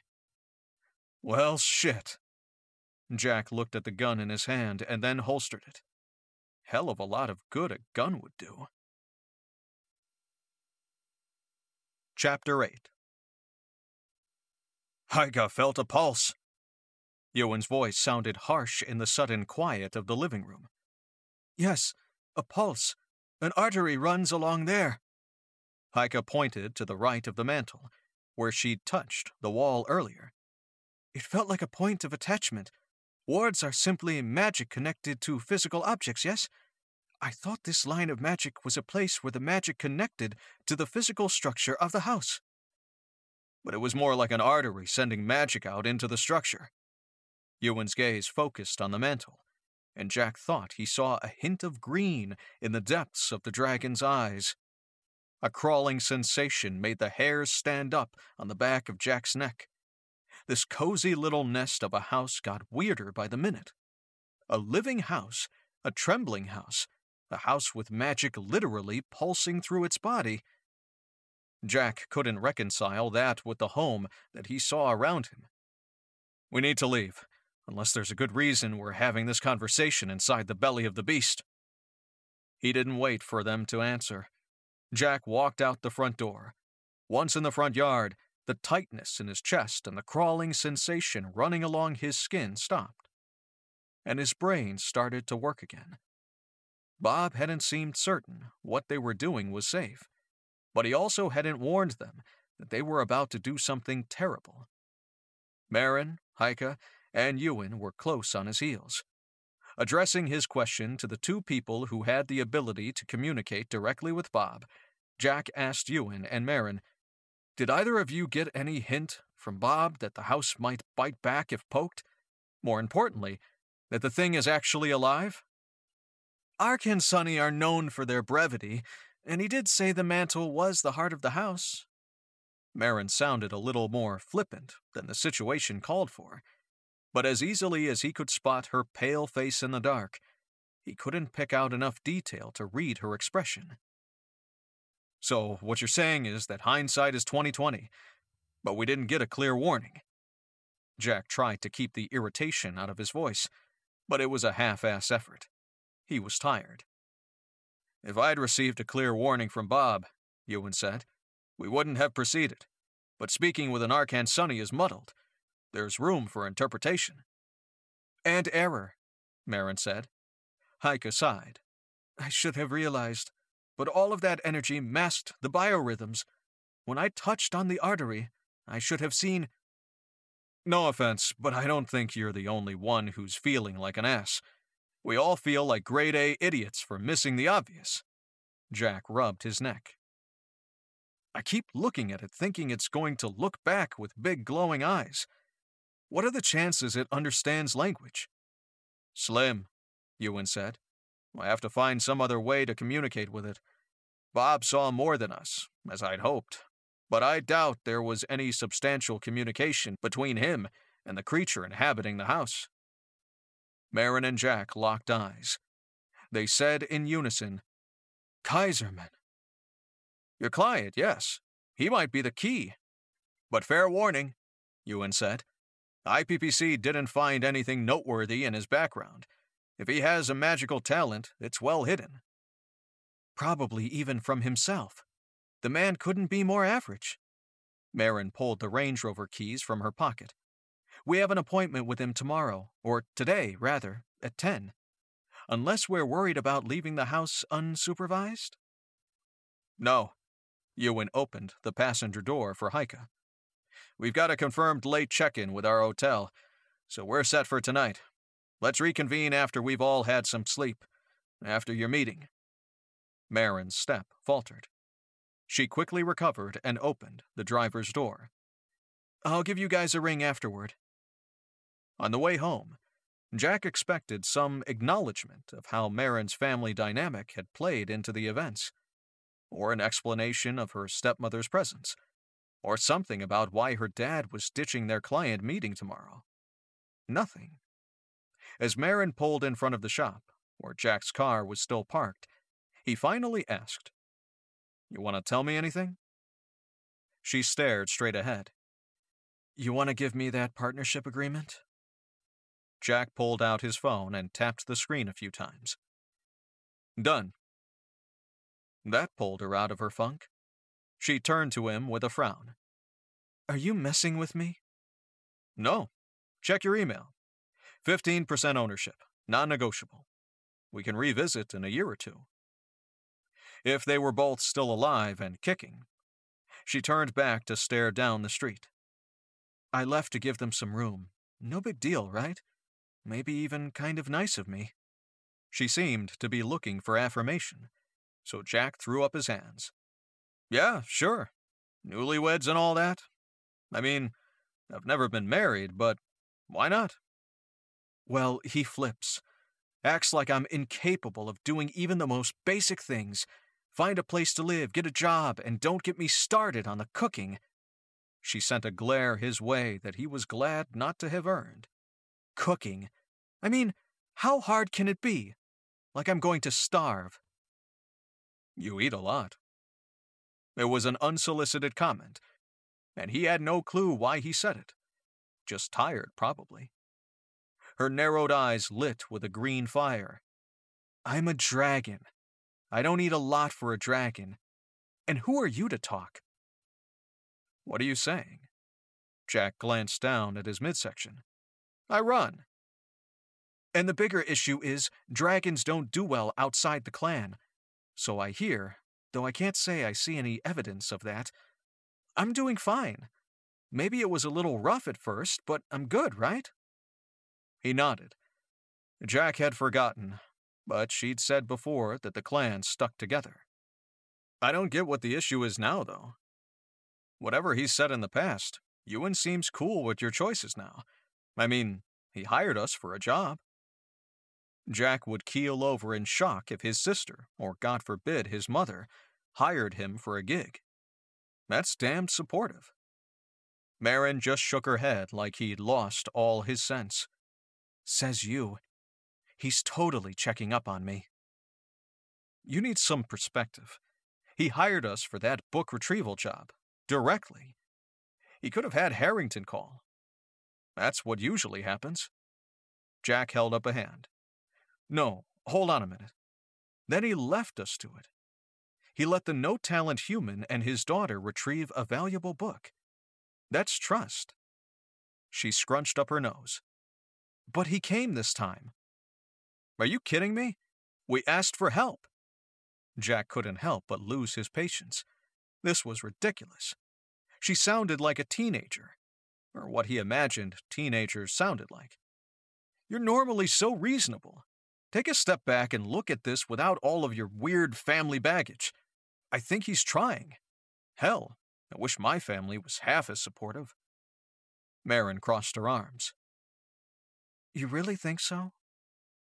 Good Lord, I just said it. Yes, I think so. He's not even coming to our client meeting, and I don't think that's so he can have a little alone time with your stepmom. Jack bit back a groan. He couldn't believe he was giving this advice, but ask him. What? This was downright painful. Ask him how he feels about you living in Austin, working for me. Hell, ask him how he feels about you making your own meals. Jack gave her an exasperated look. Who the hell usually makes your meals? Oh, we have a chef. But she wasn't really paying much attention to him. She seemed to be chewing over his advice. What the hell had the world come to if he was the guy providing family counseling? Chapter 9. The next morning, Marin arrived at the shop a few minutes after Jack. She didn't mention their conversation from the night before, and neither did Jack. But maybe she'd sort her family shit out now. If she did, maybe Jack wouldn't hold his breath every time he ran into the guy. Kaiserman showed up 15 minutes early for his 10 o'clock appointment. After he came through the front door, Marin locked it behind him and flipped the sign to closed. He followed Jack and Marin back into the office. You have news, don't you? Kaiserman looked from Marin to Jack. Something's there, isn't it? Jack walked behind the desk and indicated the client chair. After Kaiserman seated himself, Jack said, Yes, there's something there. I knew it. Kaiserman collapsed back into the chair. Forget what my father said. I felt it in my bones. It's a ghost? Marin perched on the edge of the sofa. Her hands clasped in her lap. No, not exactly a ghost, but something has definitely taken over the house. Jack realized belatedly that he and Marin should have come up with some kind of reveal strategy. Magic is real and your house is alive seemed somewhat abrupt. Well, whatever it is, can we exorcise it? Kaiserman's color wasn't looking so good. Can I get you a drink, sir? Jack thought back to the background on Kaiserman. He didn't think the old guy had any medical conditions they needed to worry about, but... Mr. Kaiserman, we think you might be able to help us resolve the issue with your house. Marin lifted her hand when he started to sputter a denial. We're aware that you're not involved with the magical aspect of the house, but it seems your family has some connection to whatever it is living in the house. Jack watched as Kaiserman's face turned from pale to ruddy. He rolled his chair over to the mini-fridge and retrieved a bottle of water. Jack handed Kaiserman the water bottle. We know this is surprising, but the stakes are high. The house can't be moved while the guest is in residence. My expert tried to communicate with the entity, but with no real success. Sort of true. Jack hadn't been able to grill Bob any further, because he'd been absent since last night. And as far as he knew, Bob didn't have an actual conversation with the house, although it would be nice to know for sure. Any insight into the psyche of the pulsating magic mass would be just fine by him. Kaiserman had drunk several mouthfuls of water and his color was returning. And you think that I can communicate with it when your expert couldn't? I don't see how. It's the family connection, Marin said. We did a little research on your family, and there's a connection going back years between your family and houses much like this one. You traced my family history? I don't know about that. Well, you said the house can't be moved with this creature in it. What happens if I simply allow the city to demolish the house? Jack and Marin shared a glance. Time for the ugly truth. It's possible, probable, actually, that there would be an explosion. Kaiserman laughed. A magical explosion? You're kidding me. His eyebrows beetled together. What exactly are you charging me to prevent this magical explosion? Marin gave Jack a subtle shake of her head, then said, "We understand your skepticism. Your evaluation fee will be sufficient. Given the nature of the problem and the far-reaching effects destroying the house would have, a private organization has stepped forward to absorb any costs." That seems very irregular. Suddenly, Kaiserman lowered his head and covered his eyes with his hand. When he looked up, he gave Jack a weak smile.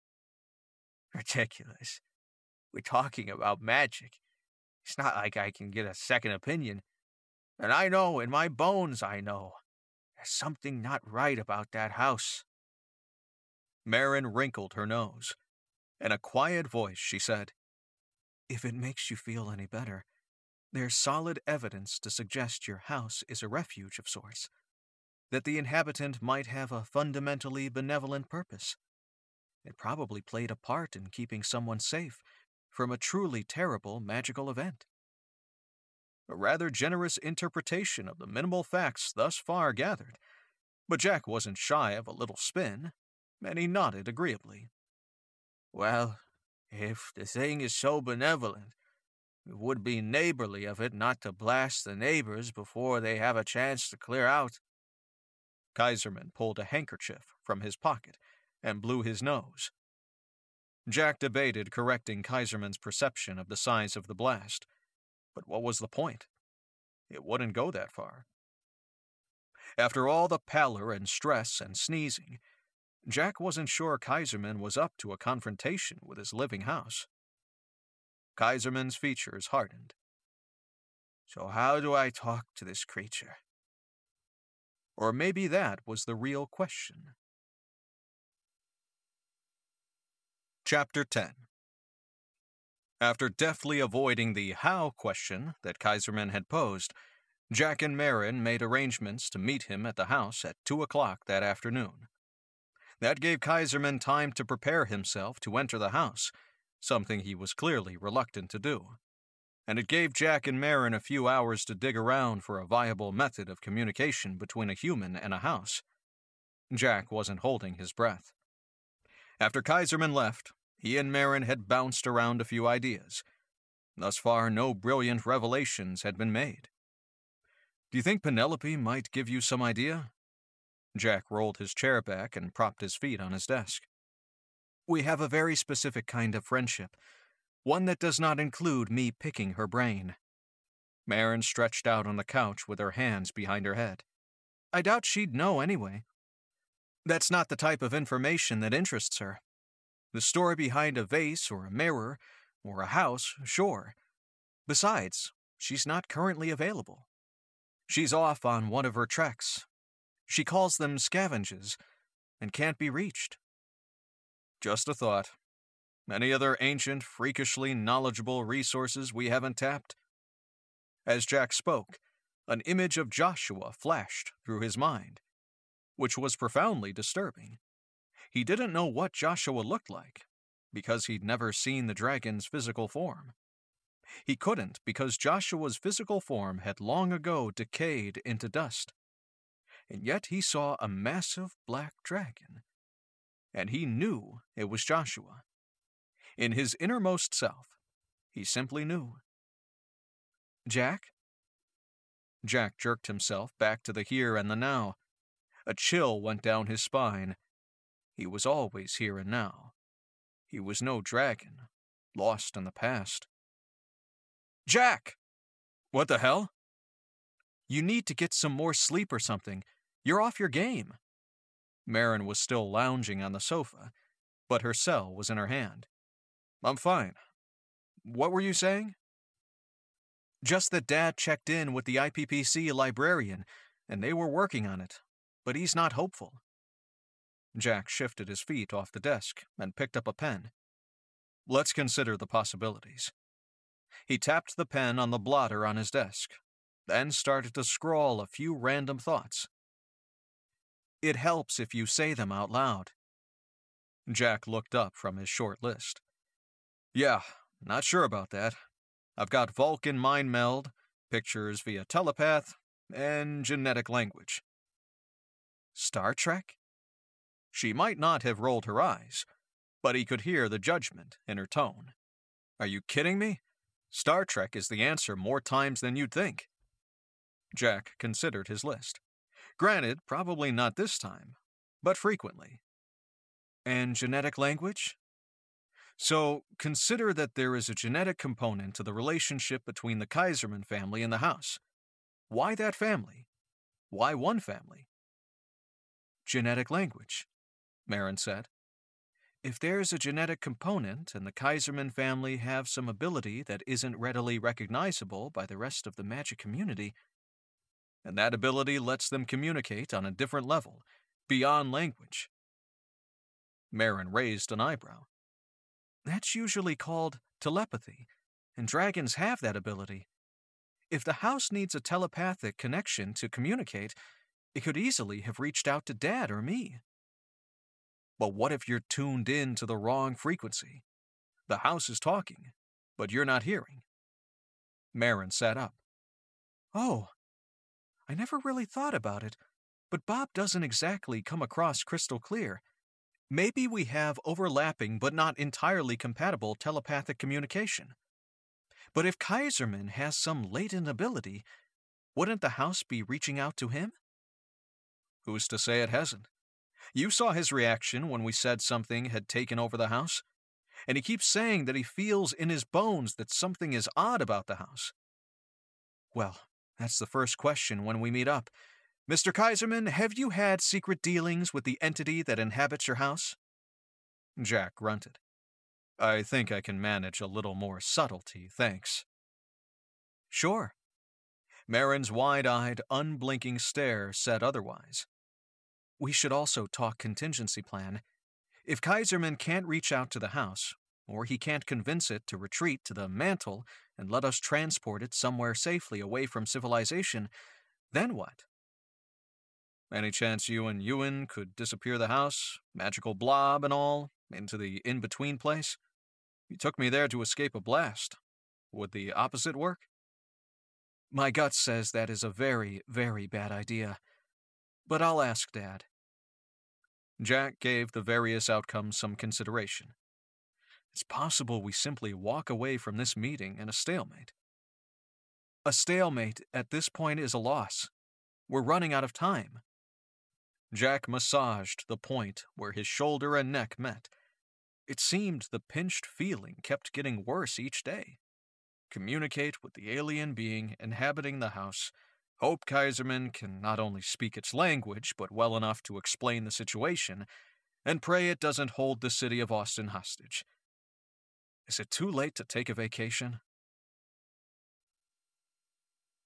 Chapter 11. Jack drove to their apartment with Kaiserman. He wanted steady nerves when they arrived, and Marin's driving put him on edge. 20 peaceful minutes later, he pulled into the driveway. He shut the engine off, then took a moment to examine the house. It looks so harmless. Marin sat in the passenger seat. Hell, for all we know, it is harmless. The place is supposed to be a refuge.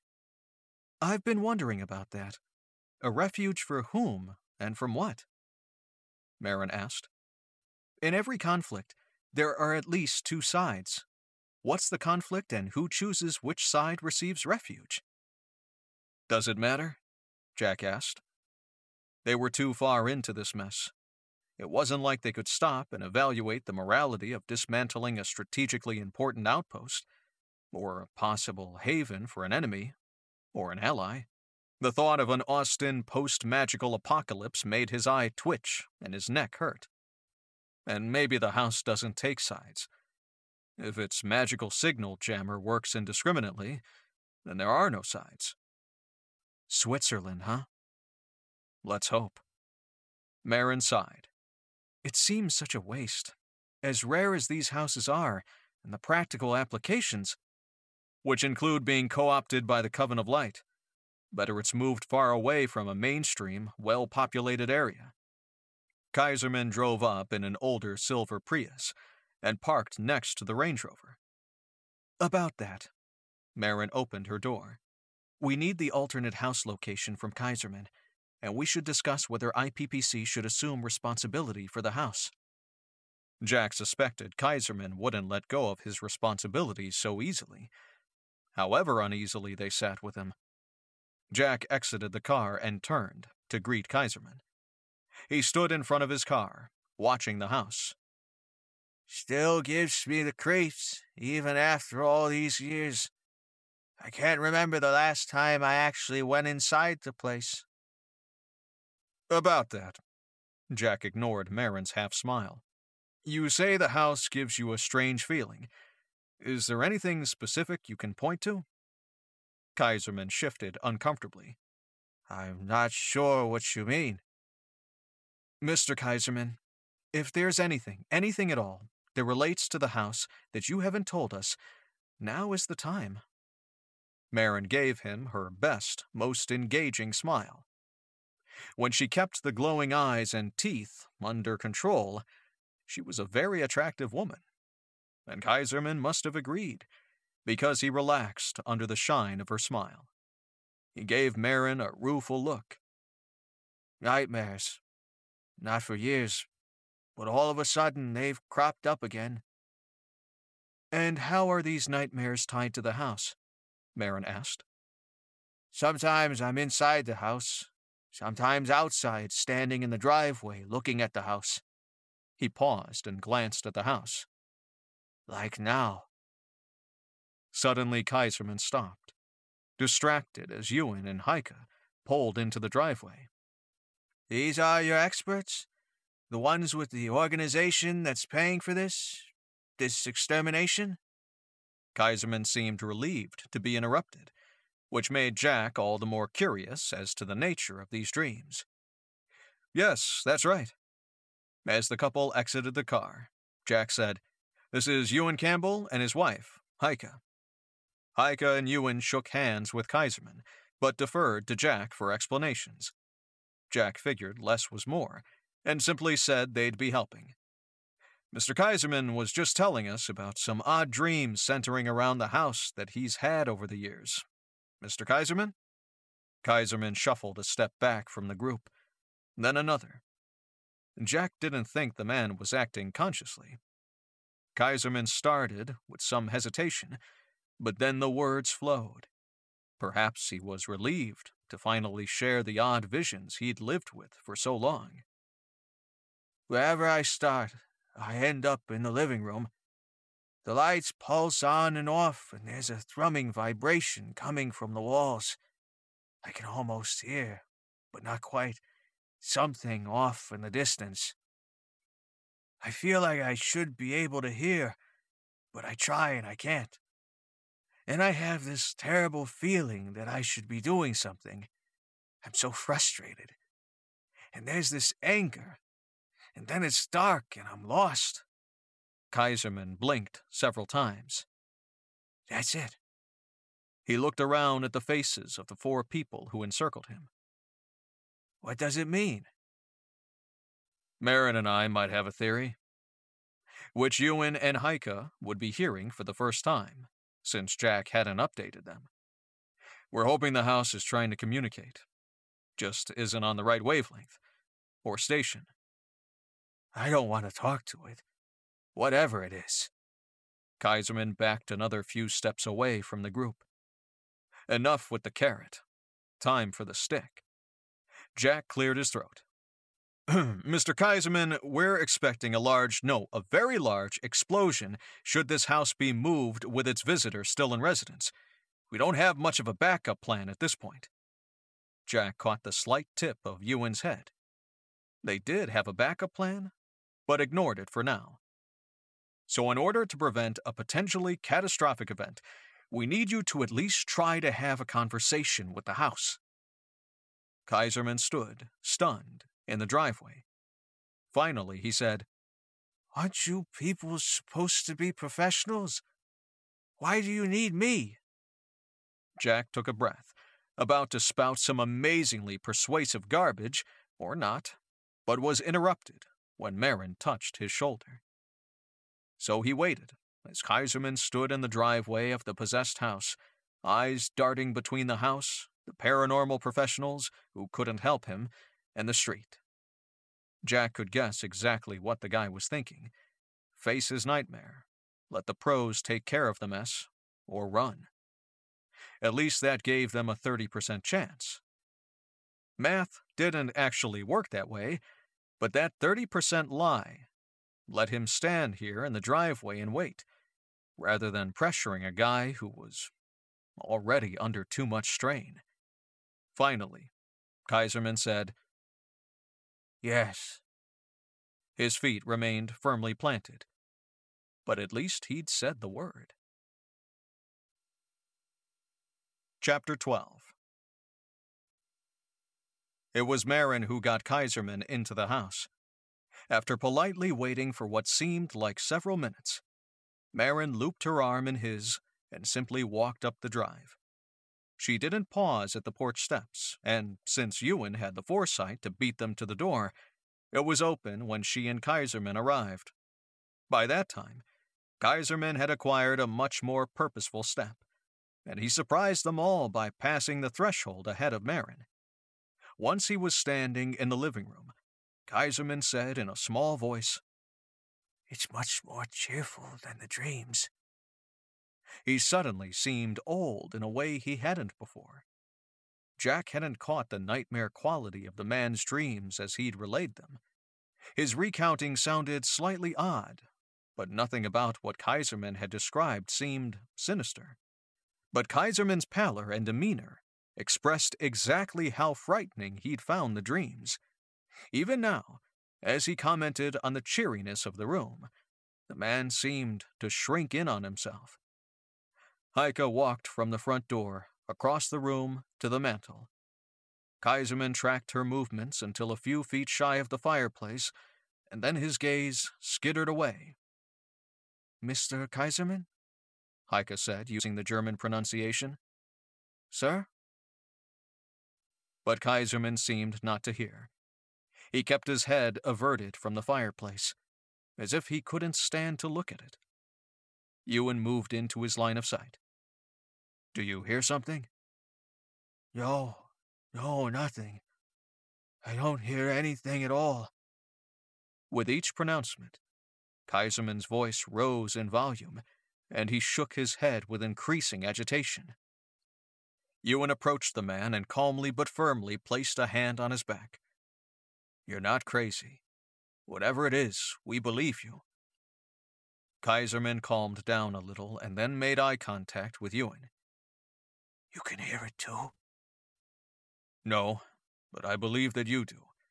But I might be able to—" Ewan grasped the man's shoulder with a firm, reassuring grip. "If you help me."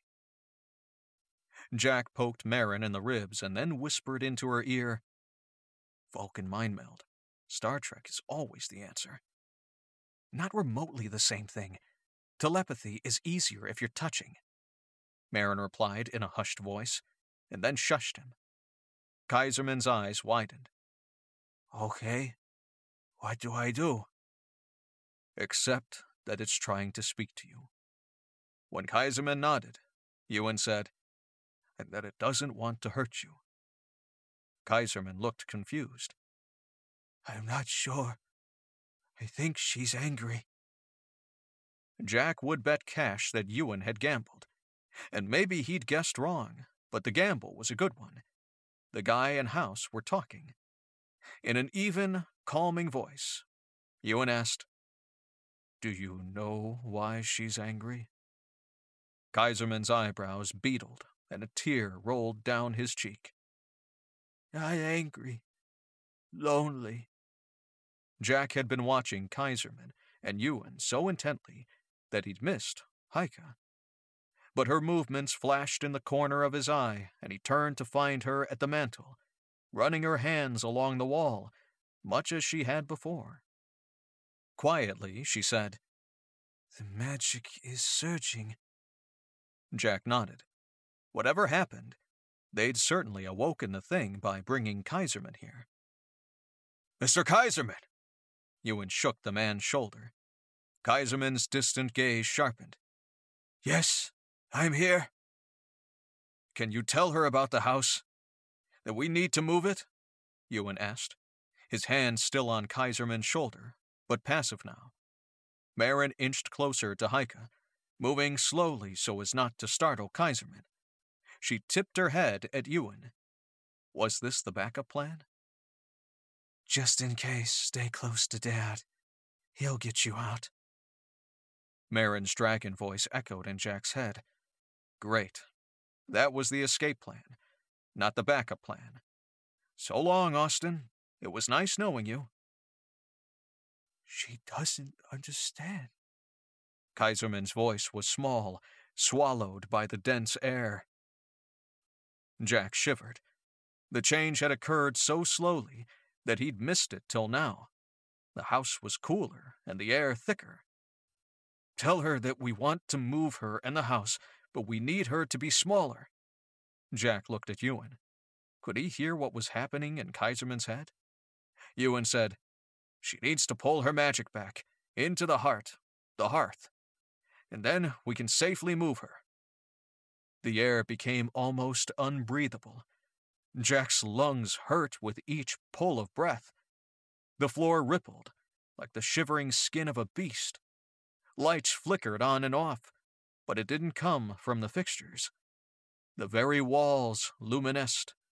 Pinkish light, then red. Jack felt like he was inside a reptilian womb.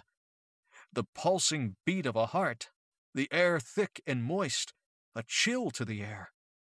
A massive shudder, and then the house was silent. No thrum of a heart pulsing magic echoed in his ears, and the air was once again only pleasantly cool. He shifted his weight, and his joints cracked. How long had he been frozen still in that one spot? He caught sight of Kaiserman, stooped and tired. Ewan led him to the sofa, and the man collapsed in it. He looked distressed. More distressed than he should, given that there wasn't a bunch of magic pulsing all around them. Then Jack had a strange pull of guilt. It's not dead? It was a freaking house, or a magic blob in a house. Why did he care? But the thought bothered him. No, I don't think so. Kaiserman's head shot up, as if he'd just realized what he was hearing and saying. Surely not. Ewan sat down next to him on the sofa. What do you think? She's not here. Kaiserman's tone was cautious. There's no detectable magic. Heike moved away from the mantel and sat next to Ewan on the sofa. Not in the hearth, either. Kaiserman considered her words. I think she's gone. Not dead. I think she understood and she left. Any idea why this house? Why Austin? Jack paced across the small room, loosening stiff joints. Someone needed refuge. Kaiserman turned to Ewan. Do you think it's safe to move the house now? But who needed refuge? Jack asked. Kaiserman shrugged. She didn't say. And he didn't seem the least curious about the answer. Ewan shot Jack a warning look, then answered Kaiserman's question. Yes, you can make plans to move it. But what was she? Jack asked. I don't know. Exhausted and looking every bit his age, Kaiserman wobbled as he stood. Once his feet were firmly under him, he asked, Can I go home now? Marin appeared at his elbow, once again looping her arm through his, but this time it was to steady not his nerves, but his body. They disappeared through the front door together. Once the door had closed behind them, Jack turned to Ewan. What's the deal? He can't answer any of your questions. The connection he had with that creature wasn't exactly telepathic. More of an instinctual thing. It felt like a psychic umbilical cord between mother and child. That explained the icky inside-a-womb feeling Jack had. If that's true, it's no wonder Mom was peeved at being cut off. Kaiserman's dad passed unexpectedly. I wonder if there was some piece of information he would have passed along to keep the connection alive between the whatever that thing was and the family. Possibly. One thing I can tell you, she was old. I wouldn't be surprised if she was the same being that inhabited the Black Forest house hundreds of years ago. Yeah, I got that as well, Heike said. Really big, lots of magic, and old. That's about all I got, though. Oh, and the magic surges pulsing through the walls. Marin walked back in. I think he's good. By the time we got to the car, he seemed to be more himself. He just wanted to go home and, I think, forget about all of this. She flashed Jack a smile. Good thing he doesn't owe us anything, because my guess is it would be hell to get him to acknowledge this night ever happened, let alone cough up any cash. Heike stood up. Are we ready to put this house behind us? 3 responses, all emphatically affirmative. Chapter 13. After a very brief discussion in the driveway of the formerly possessed house, Marin, Heike, Ewan, and Jack had all decided to grab a bite to eat at a local Mexican place that Marin and Jack frequented. The meal had been fabulous, and the booze had flowed. Something about a battle fought that hadn't been a battle at all had everyone keyed up, and the bar tab proved it. Since the dragons were almost impossible to get drunk, Marin and Ewan had promised to drive, leaving Jack and Heike to drink themselves under the table. It was well after dark when they all made their way outside, leaving a very satisfied waiter behind. Jack was about to wish Ewan and Heike safe travels home when Marin said, Hey, Dad, do you have a second? She grabbed Jack by the arm as he started to slip away. Jack here had the brilliant idea that I should ask you about something that's been bothering me. Jack tried to tug his arm free, but Marin held tight. I'll just wait in the car. Marin didn't reply, and she didn't let go. Sure. Are we talking in the parking lot? He seemed a little confused. They'd been eating chips, queso, and guacamole for hours, and now she ambushed the guy when they were a foot away from their cars. Jack could understand his confusion. It took a little headache-inducing thought, but Jack finally got it, and she was brilliant. Having a hasty escape nearby when having a family discussion could never hurt. But did she have to drag him into it? Marin had finally let go of his arm, so he made his way to the Range Rover, one very cautious step at a time. He snuck a glance to see if she'd noticed his escape, and blinked. What the hell had he missed? Everyone was hugging and looking happy and teary-eyed. Well, Heike looked teary-eyed. The dragons just had smug, toothy dragon grins. Either way, it looked like reconciliation was in the air. Not that he had a lot of first-hand experience with his own family. Maybe he was a little drunker than he'd thought, because he thought he might be feeling the first flutterings of jealousy. Yeah, he had to be wasted to think he wanted that kind of acceptance from his uptight, middle-class, suburban, neighbor one-upping, judgmental family. He squinted, wobbled, caught himself with one hand on the hood of the Range Rover, and hollered, Can we go home now? Epilogue. Things had been pretty quiet. Bob had returned from a 3-day walkabout. Whether he'd been visiting friends or simply seen the wisdom of a hasty exit from the Austin area, Jack didn't know. And he wasn't likely to find out anytime soon, since he still hadn't cracked the communication barrier. He needed to get on that. But not today. Marin was in the shop, and Bob was correspondingly absent. Hey, what happened to Kaiserman? Jack asked from behind his desk. You said you were going to follow up with him. Yeah.